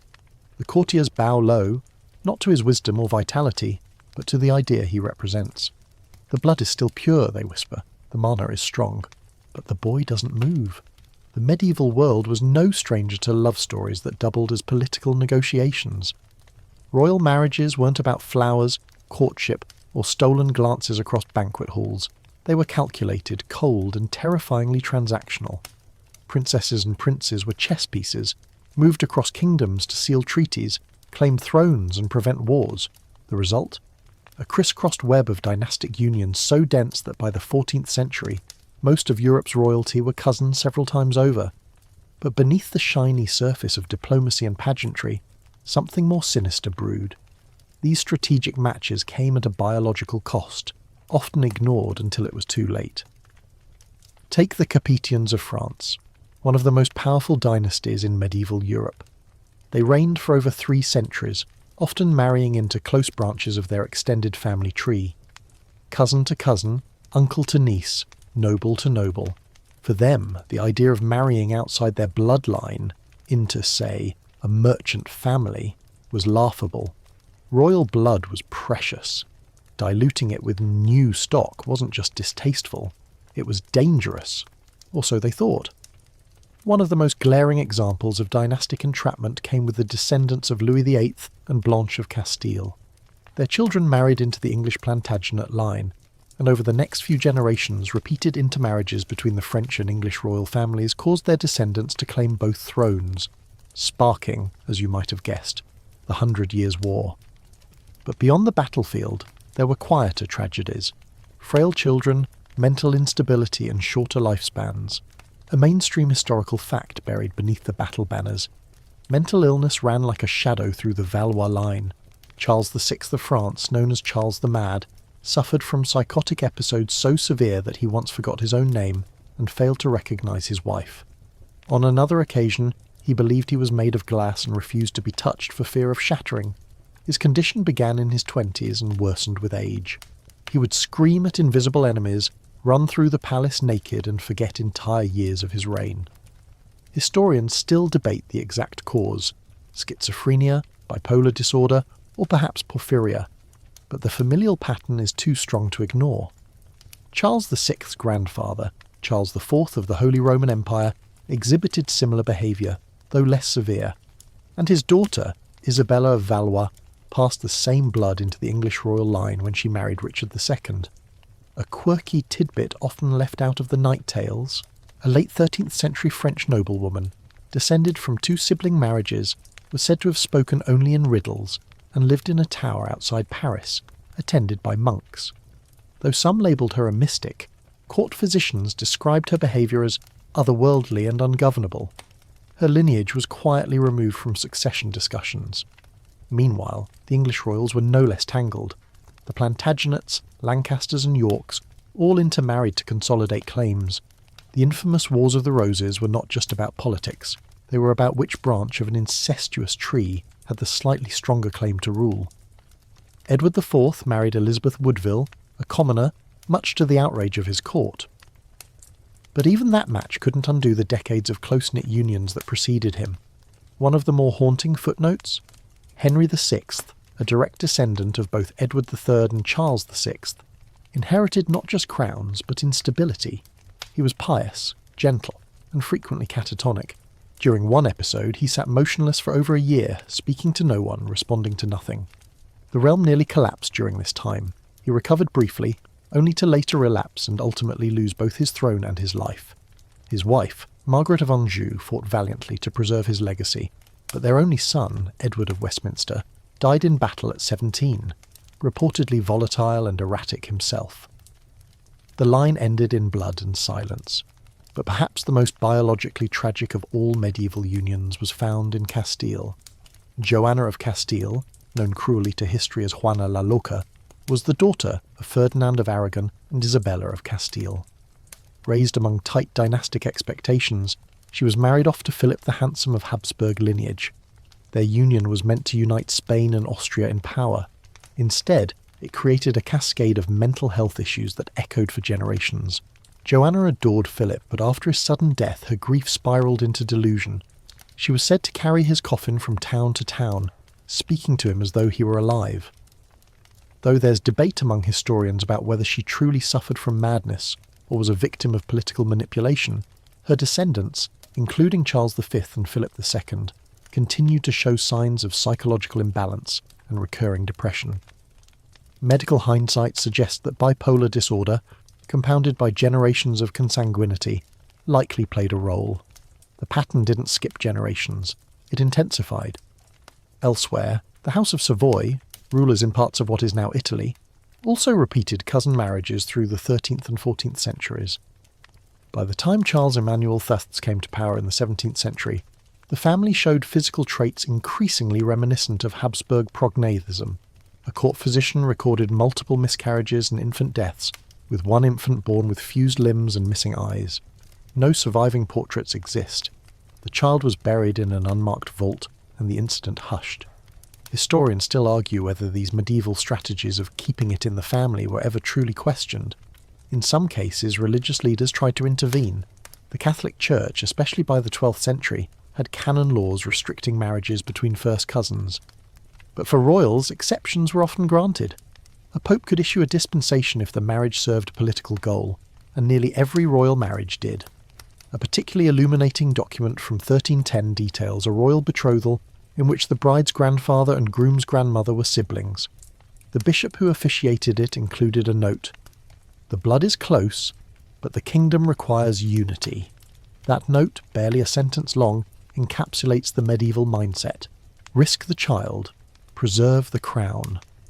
Even when consequences became evident, dynasties doubled down. To admit fault would be to admit weakness. A malformed child was God's will. A mad king was divinely touched. A stillbirth, a test of faith. Imagine the royal nurseries of medieval Europe, stone chambers with roaring fires, soft coos of wet nurses and midwives whispering prayers. Now picture a child born too small, or too silent, or not breathing at all. The room stiffens. The priest performs the rites. The physician bows his head. Another potential heir gone, not by war or treachery, but by the relentless mathematics of recessive genes. The halls of medieval castles still echo with the names of these lost or broken royals, some left behind only signatures on crumbling marriage contracts. Others, ghostly portraits with eyes too wide and smiles too tight. Their faces peer from tapestries and stained glass windows, silent reminders of how power, when looped too tightly, collapses into itself. It wasn't until the 19th century that the haze of mysticism and divine justification surrounding royal inbreeding began to lift. The Age of Enlightenment had come and gone, revolution had decapitated monarchs, and the Industrial Revolution was reshaping empires. Yet, even as trains rattled across continents and steamships crossed oceans, many royal families still held tight to ancient customs, especially the tradition of marrying close kin. But something had changed. Science was now watching. Enter genetics. The term didn't yet exist, but its earliest seeds were sprouting. Scientists began to study heredity not as a vague celestial inheritance, but as a tangible, observable process. And as researchers started tracing traits across generations, it didn't take long for them to realize that certain patterns, especially among Europe's noble houses, looked less like family resemblance and more like red flags. Gregor Mendel, the quiet Austrian monk working in his monastery garden, unknowingly laid the groundwork. In the mid-1800s, he experimented with pea plants, crossbreeding them to observe how traits were passed from one generation to the next. Round peas, wrinkled peas, green seeds, yellow seeds. What Mendel saw was consistency, mathematical patterns that would later become known as dominant and recessive inheritance. Though his work wasn't immediately understood, it would later be hailed as the birth of modern genetics, and when scientists finally dusted off his papers decades later, they made a chilling realization: the same principles applied to humans, and nowhere were the consequences of recessive trait pairings more visible than in the pedigrees of royal families. One mainstream historical moment of reckoning came with the study of haemophilia. As mentioned before, this blood disorder afflicted multiple royal lines, particularly those descending from Queen Victoria. What began as a family tragedy quickly turned into a scientific case study. Doctors observed that the condition passed from mothers to sons, and that it tended to appear most often when cousins married. For the first time, the word inheritance took on a sharper, more dangerous edge. Medical journals began publishing quiet warnings. Some physicians suggested limiting consanguineous unions, though few dared to speak directly to monarchs about it. The etiquette of court life still demanded reverence. Advising a king not to marry his cousin was, in many places, akin to treason. And so, families continued the pattern, even as the evidence mounted. In Austria, in Spain, in Portugal, the royal nurseries continued to produce children who limped, stuttered, or never spoke at all. Medical teams catalogued anomalies behind velvet curtains. Whispered notes passed between doctors. Soft palate malformed, cranial sutures unclosed, third cousin match not advised. One especially quirky historical twist: the Rothschild banking dynasty, though not royal, also practiced endogamy, encouraging marriages between cousins to keep wealth within the family. While their offspring didn't rule countries, they often suffered from the same narrowed gene pool complications, providing another eerie mirror to the royal families they served financially. In the scientific community, the realization began to crystallize. Royalty wasn't just a case study in power, it was a case study in genetics. Pedigree charts that once served to trace bloodlines for legitimacy were now being used to map inherited disorders. The same documents that justified thrones were used in medical research to predict disease. By the early 20th century, universities across Europe began collecting genealogical data from noble houses. This was especially prominent in Germany and Austria, where interest in hereditary science exploded. Some researchers framed it as a humanitarian effort, an attempt to prevent suffering. Others, more ominously, used it to support growing ideologies of eugenics. Historians still argue where the line between curiosity and cruelty was crossed. Some scientists hoped to use the data to educate and reform royal marriage practices. Others saw an opportunity to champion racial hygiene, advocating for the cleansing of weak bloodlines, including those of once revered monarchs. The implications were chilling. Eugenics movements, particularly in Germany, seized upon royal family data as proof of what happened when bad genes were allowed to circulate unchecked. In this warped logic, monarchies became both cautionary tales and twisted justification for state control over reproduction. It's important to distinguish, however, that the early recognition of hereditary disorders and the eventual eugenics movement were not one and the same. While genetic science illuminated real risks of inbreeding, eugenics weaponized those insights into pseudoscientific policy. What began as observation devolved into control. A more humane application came in Britain, where royal advisers began privately discouraging close cousin marriages by the 1920s. Although not publicly acknowledged, the transition is visible in royal match patterns.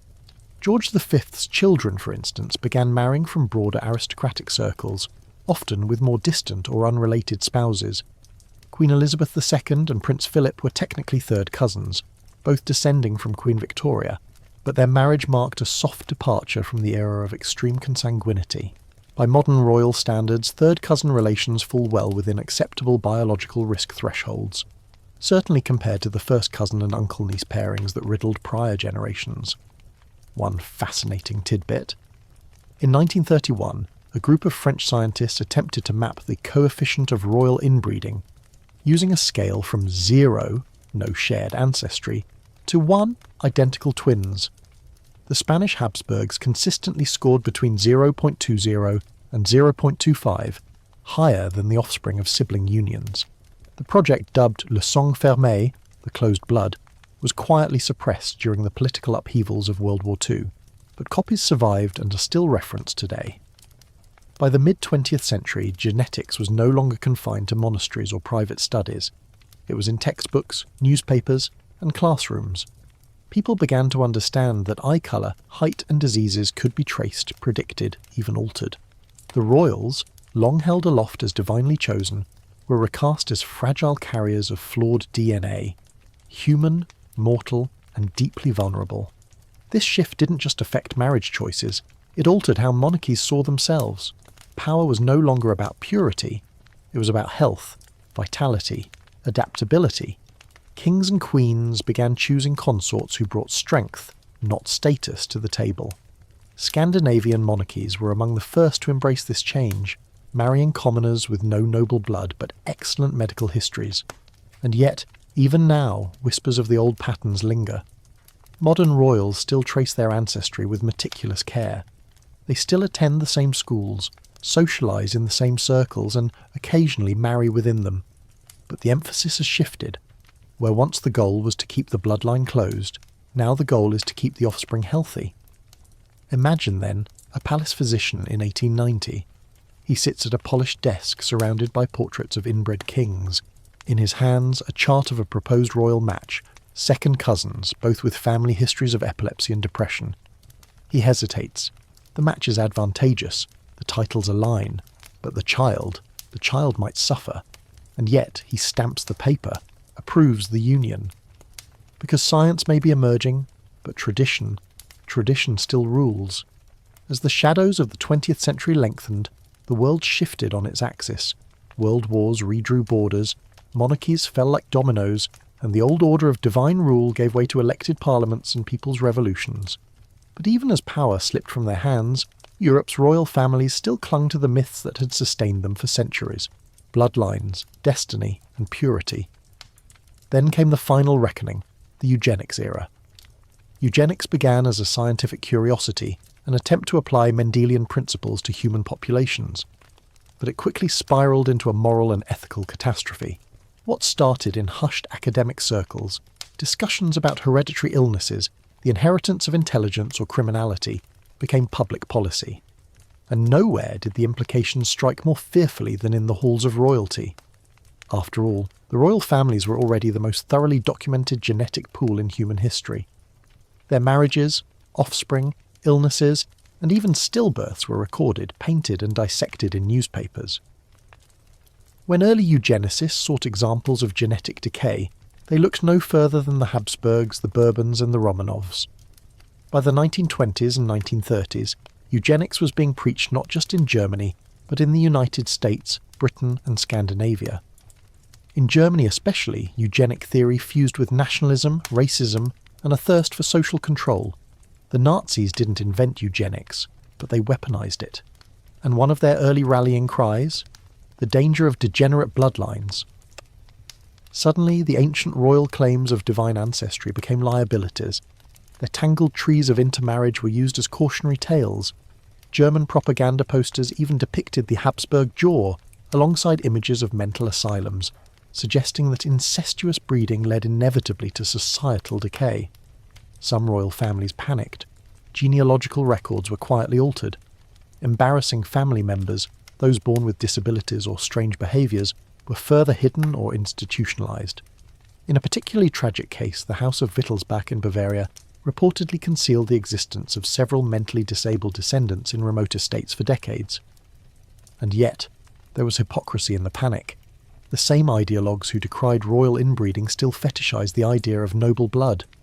The Third Reich had a complicated relationship with aristocracy, publicly criticising their genetic weakness, yet privately coveting their prestige and using their names for propaganda. High-ranking Nazis occasionally arranged matches between SS officers and women from noble bloodlines, believing it would produce a new, purified elite. Historians still argue whether the royals saw the eugenics movement as an existential threat or a temporary embarrassment.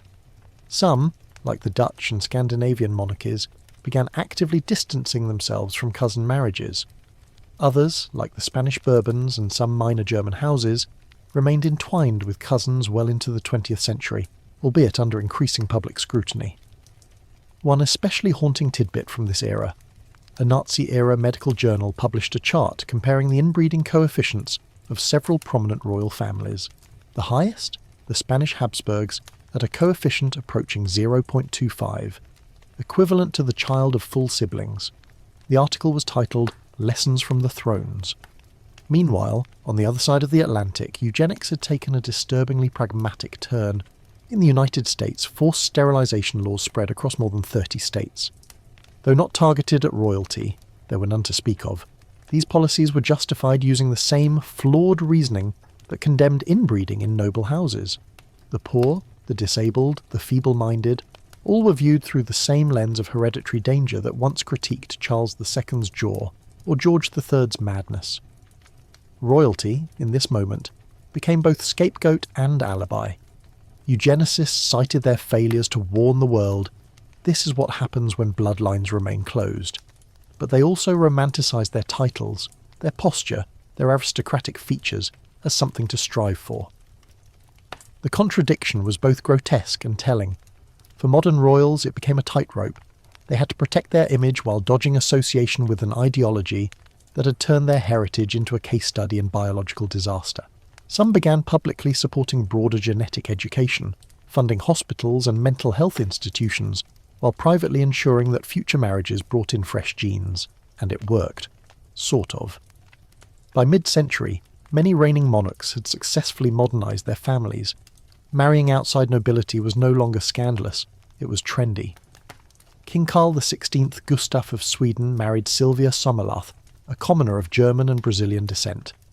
King Harald V of Norway married Sonja Haraldsen, a commoner whose engagement caused a decade-long controversy before finally being accepted. Prince Rainier III of Monaco married American actress Grace Kelly, an event that thrilled the public and softened the image of a tiny monarchy long clinging to ancient blood. Yet even amid these modern unions, the legacy of eugenics left a stain. Royals were now judged not only by their charm and charity, but by their chromosomes. Rumours of hereditary illness spread faster in tabloid columns than ever. Every limp, stutter, or awkward gaze became fuel for speculation. Was this the echo of old inbreeding, a curse from a Habsburg grandmother, or just an unfortunate photograph? In Britain, the Windsors moved swiftly to shed the Germanic traces of their bloodline. During World War I, George V renamed the family from the House of Saxe, Coburg and Gotha to the House of Windsor. This wasn't just political, it was symbolic. a deliberate distancing from the tangled continental roots that had long included marriages between first cousins and shared ancestry with Kaiser Wilhelm. Queen Elizabeth II and Prince Philip shared ancestry through Queen Victoria, but by their generation, the inbreeding coefficient had dropped significantly. Their children would marry even further afield, into aristocracy, yes, but often with distant or unrelated partners. By the time Prince William married Catherine Middleton, the shift was complete. The future Queen of England had no royal blood, no title, and no direct connection to any of Europe's ancient houses. And so, the eugenics era, which began as a weapon to attack royal fragility, ended up pushing monarchies towards stronger, healthier unions. Science, for all its dark chapters, ultimately helped reveal what centuries of tradition refused to see, that genetic health requires diversity, not purity. Imagine now a young prince in the 1950s standing before a marriage proposal. His bride is kind, beautiful, and intelligent, but she is not royal. His advisors frown. His grandmother wrings her hands. She has no title, they murmur, no lineage, but behind them, the new advisor holds a medical file. She has no congenital risk, he says softly, no shared ancestry, no known disorders. The prince smiles. For once, the heart and the science agree. The modern era of royalty is less about cloaks and crowns and more about optics and adaptation. As monarchies moved from divine rule to constitutional ornamentation, the expectations shifted. Kings and queens are now public figures, not absolute rulers. Their power is symbolic, their relevance tightly tethered to popularity. And with that change came another, quieter transformation: genetic caution. By the late 20th century, royal families had not only recognised the dangers of inbreeding, they had begun actively rewriting the royal marriage rulebook. Where once a union with a commoner sparked scandal, it now signalled progress. After centuries of genetic redundancy, monarchs finally began marrying beyond their own close circles, ushering in healthier bloodlines and fewer headlines about the curse of royal deformity. Queen Elizabeth II and Prince Philip, as mentioned earlier, were third cousins through Queen Victoria and second cousins once removed through Christian IX of Denmark. Yet even this relatively distant connection, once considered acceptable, began to look outdated. Their children, particularly Charles and Anne, received subtle but firm encouragement to marry outside the narrow confines of titled aristocracy. And marry outside they did. Prince Charles's first marriage to Lady Diana Spencer was a public fairy tale, but more importantly for genetic history it was a nod to the new direction. Diana was aristocratic, yes, but without royal blood. Her family tree included bankers, military men, and commoners, no cousin marriages for generations. Their sons, William and Harry, were born into a genetic portfolio that, for the first time in centuries, lacked significant close relative overlap. The same trend played out in other monarchies. Sweden's King Carl XVI Gustaf broke with centuries of tradition when he married Sylvia Sommerlath, whose background included a Brazilian businessman father and a German mother with no aristocratic ties. Their daughter, Crown Princess Victoria, continued the pattern by marrying her former personal trainer, Daniel Westling, a Swedish commoner. That match would have been unthinkable even 2 generations prior. Instead, it was celebrated. In Norway, King Harald V defied royal expectation by insisting on marrying Sonja Haraldsson, a commoner. The decision caused a constitutional crisis and years of royal resistance. But in the end, the king prevailed. Their son, Crown Prince Haakon, married Mette-Marit, a single mother with a decidedly non-royal past. Again, genetics triumphed over lineage. These unions weren't just public relations moves, they were the culmination of a long, painful lesson. The fragile Habsburgs, the haunted Bourbons, the limping Romanovs, all had paid the price for keeping their blood pure. The 21st century royals, while still cloaked in tradition, were finally listening to science. One quirky yet telling detail. Modern royal matchmakers, the unofficial advisors and protocol officers who once coordinated engagements, now often consult genetic histories alongside social pedigrees. It's not unusual for a royal physician or discreet consultant to review family health histories when a serious relationship develops. The conversations are quiet, respectful and clinical, but they happen. And it's not just about avoiding another Habsburg jaw. Royals today live longer, more public lives. Their every gesture, stumble, or medical appointment is scrutinised. A genetic condition that might once have been hidden can now become tabloid fodder within hours. A minor surgery becomes a Twitter trend. As a result, healthy heirs are more than a legacy. They're a necessity for the monarchy's survival in the public eye. Historians still debate whether these new match choices are truly driven by genetics or simply by shifting cultural tides. Perhaps it's both. In the 1800s, a prince might have married a cousin to gain an army or a port. In the 2000s, he marries someone who won't increase the risk of genetic disease or trip a 1,000-year-old health trap buried in his DNA. But it's not all progress. Traces of the old patterns remain, especially in monarchies still closely tied to tradition. The Spanish royal family, for example, still maintains strong ties with other European nobility, although recent generations have diversified. In certain Middle Eastern monarchies, cousin marriage remains common, not as a remnant of royalty, but as a broader cultural practice. These unions are not always problematic, but they do highlight the ongoing tension between tradition and biology. One mainstream fact worth noting: the average inbreeding coefficient among European royals dropped significantly after World War II. From an average of 0.15 in the 18th century, modern royal unions now hover around 0.01 or less, statistically negligible in most cases. The difference is stark, and the results are visible. Children of modern monarchs tend to be healthier, taller, and more physically robust than many of their ancestors. Speech delays, developmental disorders, and physical abnormalities, once whispered about in royal nurseries, have become far less common, and where they do appear, they're often unrelated to genetic redundancy, but rather the natural variation seen in any population. A fringe tidbit from the 1990s. When DNA testing became widespread, several royal houses quietly commissioned genetic screenings, not just for paternity or scandal control, but to map potential risks for hereditary disease. In one instance, a northern European prince reportedly declined a proposed marriage after discovering overlapping great-grandparents between his and his intended's family lines. The story never made the papers, but the engagement quietly faded. These genetic precautions don't necessarily dampen romance. In fact, they've opened the doors for more organic, less strategic unions.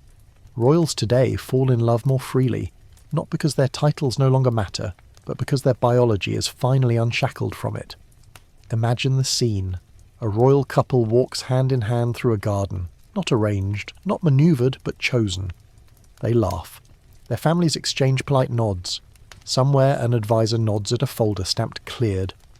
The future prince or princess has no double great-uncles, no haemophilic cousins, no unexpected ancestral loops, just love and a clean family tree. And yet, the past is never far.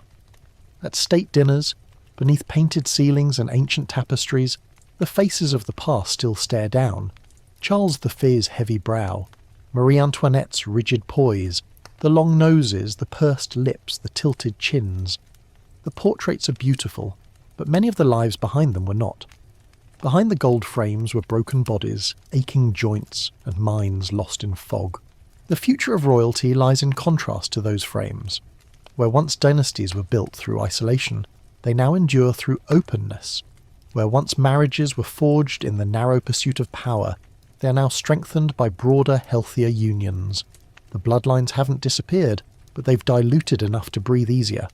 The monarchy, in its modern form, is not just an institution. It's a living archive of humanity's stubbornness and its capacity to adapt. It reminds us how long it takes to learn the simplest lesson, that strength comes not from sameness, but from difference. Even though the era of dynastic empire building has long since passed, echoes of those tightly coiled royal bloodlines still whisper through the lives of modern European elites.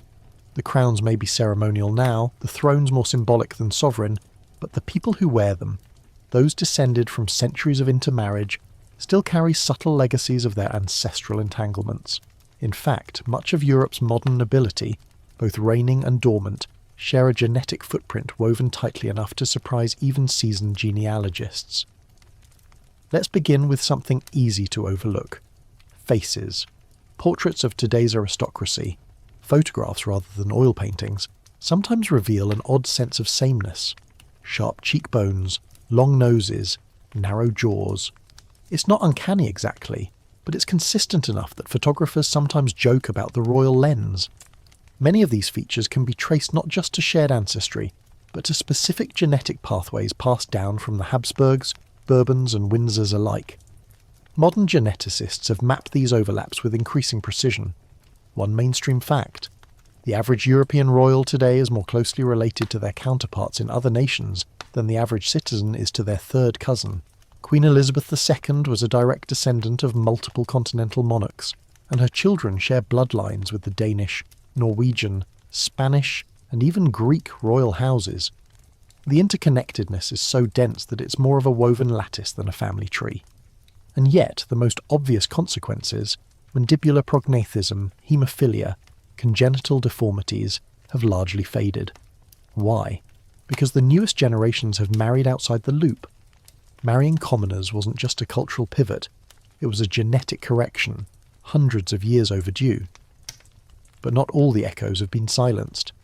For example, the House of Liechtenstein, yes, the tiny principality tucked between Switzerland and Austria, still contains one of Europe's most closed noble bloodlines.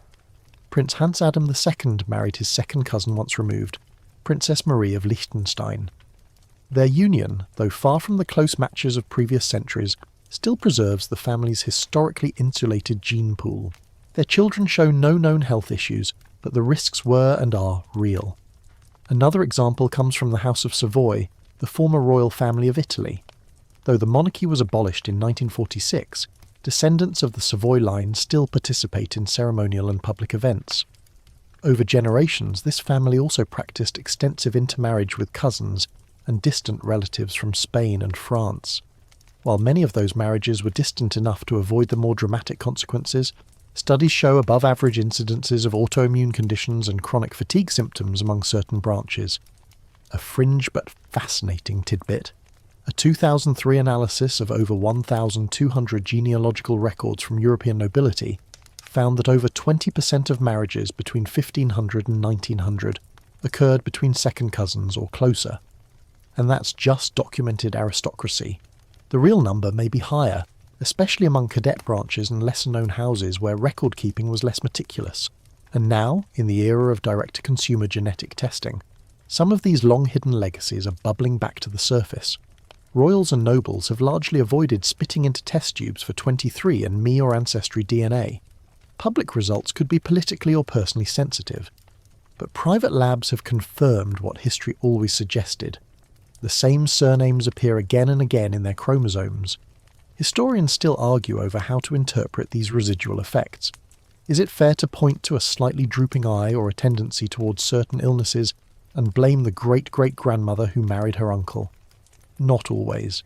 The human body is a complex tapestry of nature and nurture, but patterns persist, and science, for better or worse, is very good at identifying them. The case of the Spanish Bourbons is particularly instructive. King Felipe VI, Spain's current monarch, is the product of several generations of healthier matches. His parents, King Juan Carlos and Queen Sofia, are distantly related, like nearly all royals, but the inbreeding coefficient is comfortably low by historical standards.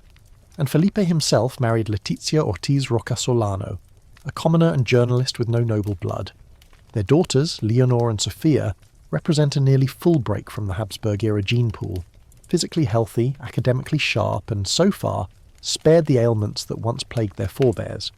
Yet the pressure to maintain a sense of royal identity persists. Blood may no longer dictate political power, but lineage still shapes perception. Monarchs today must walk a tightrope between tradition and modernization. Marry too far outside the circle, and they risk alienating older supporters. Marry too close, and history threatens to repeat itself. One particularly illustrative case comes from Luxembourg. Grand Duke Henri, the reigning monarch, married Cuban-born Maria Teresa Mestre y Batista.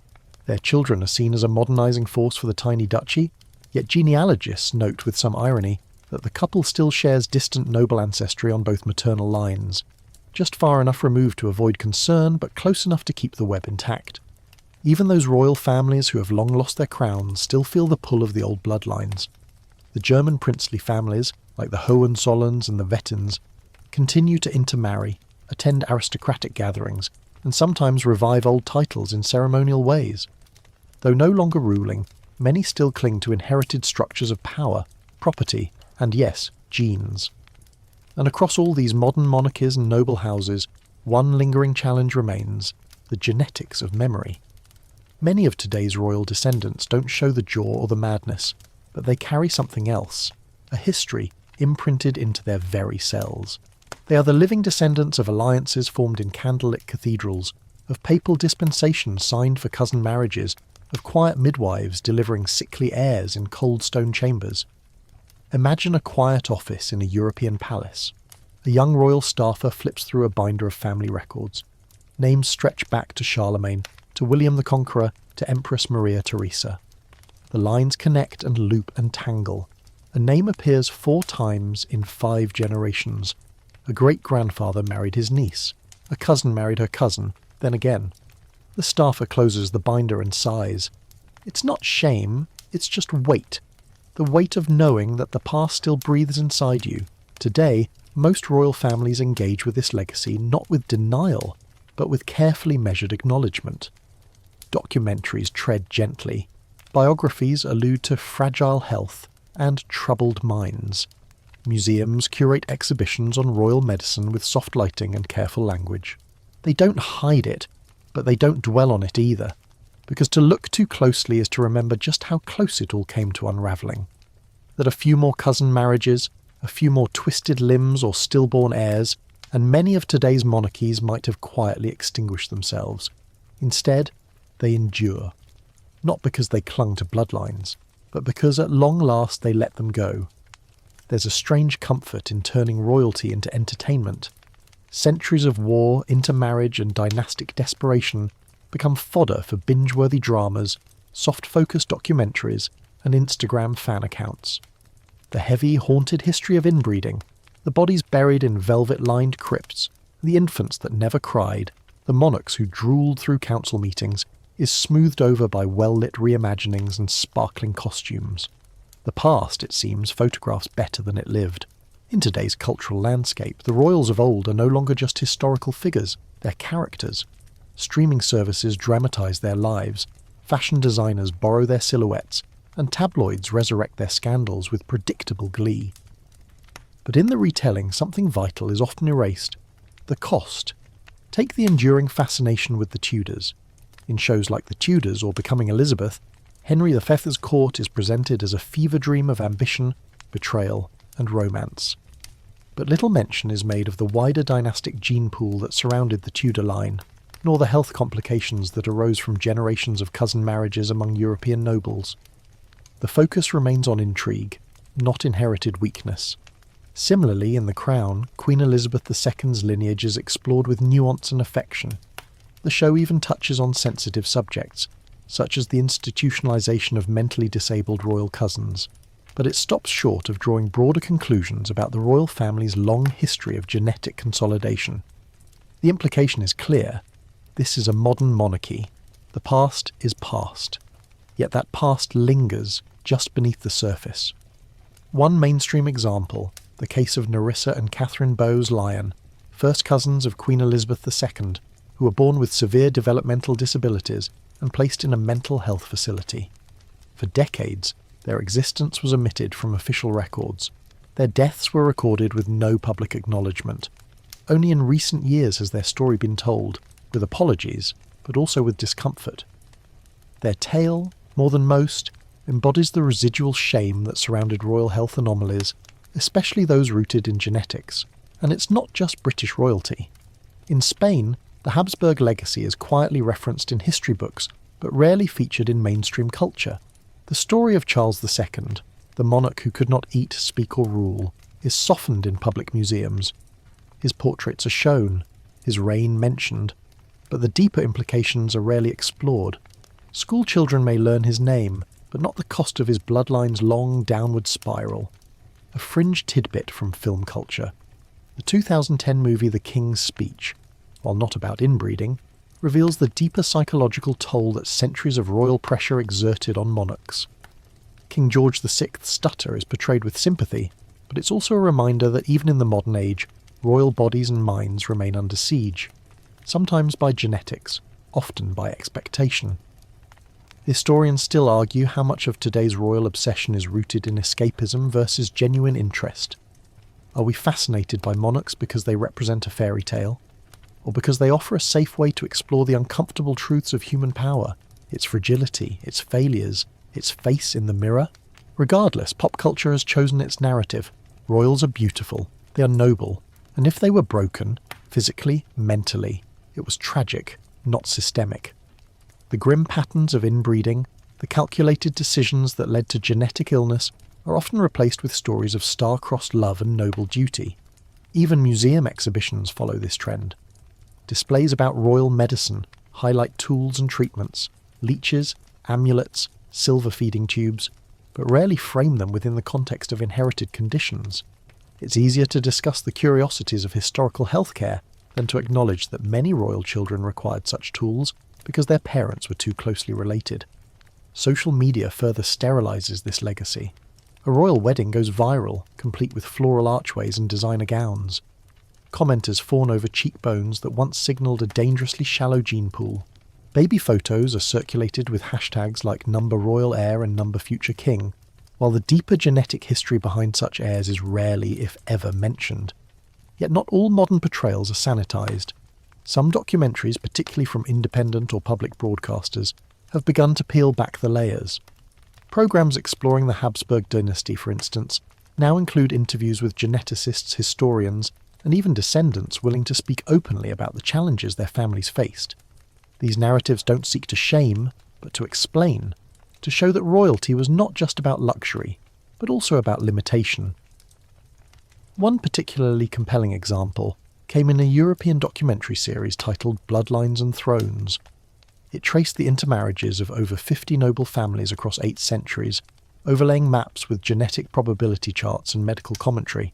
In one episode, a historian held up a portrait of Charles II of Spain and asked, "Is this the face of power, or is it a warning?" And the answer, of course, is both. Because the pop culture version of royalty, the glossy magazines, the stylized retellings, doesn't lie, it just selects. It offers comfort instead of complexity, romance instead of reality. And while there's nothing wrong with enjoying a bit of pageantry, it's worth remembering the price paid for that golden glow. Imagine a Netflix special titled The Last Prince, opening with sweeping drone shots of a modern palace. Inside, a young heir paces a study reading about his ancestors. The music swells. The camera zooms in on an old portrait, the unmistakable jawline, the 2 familiar eyes. He pauses. For a moment the mask slips. Not just a crown to inherit, but a history.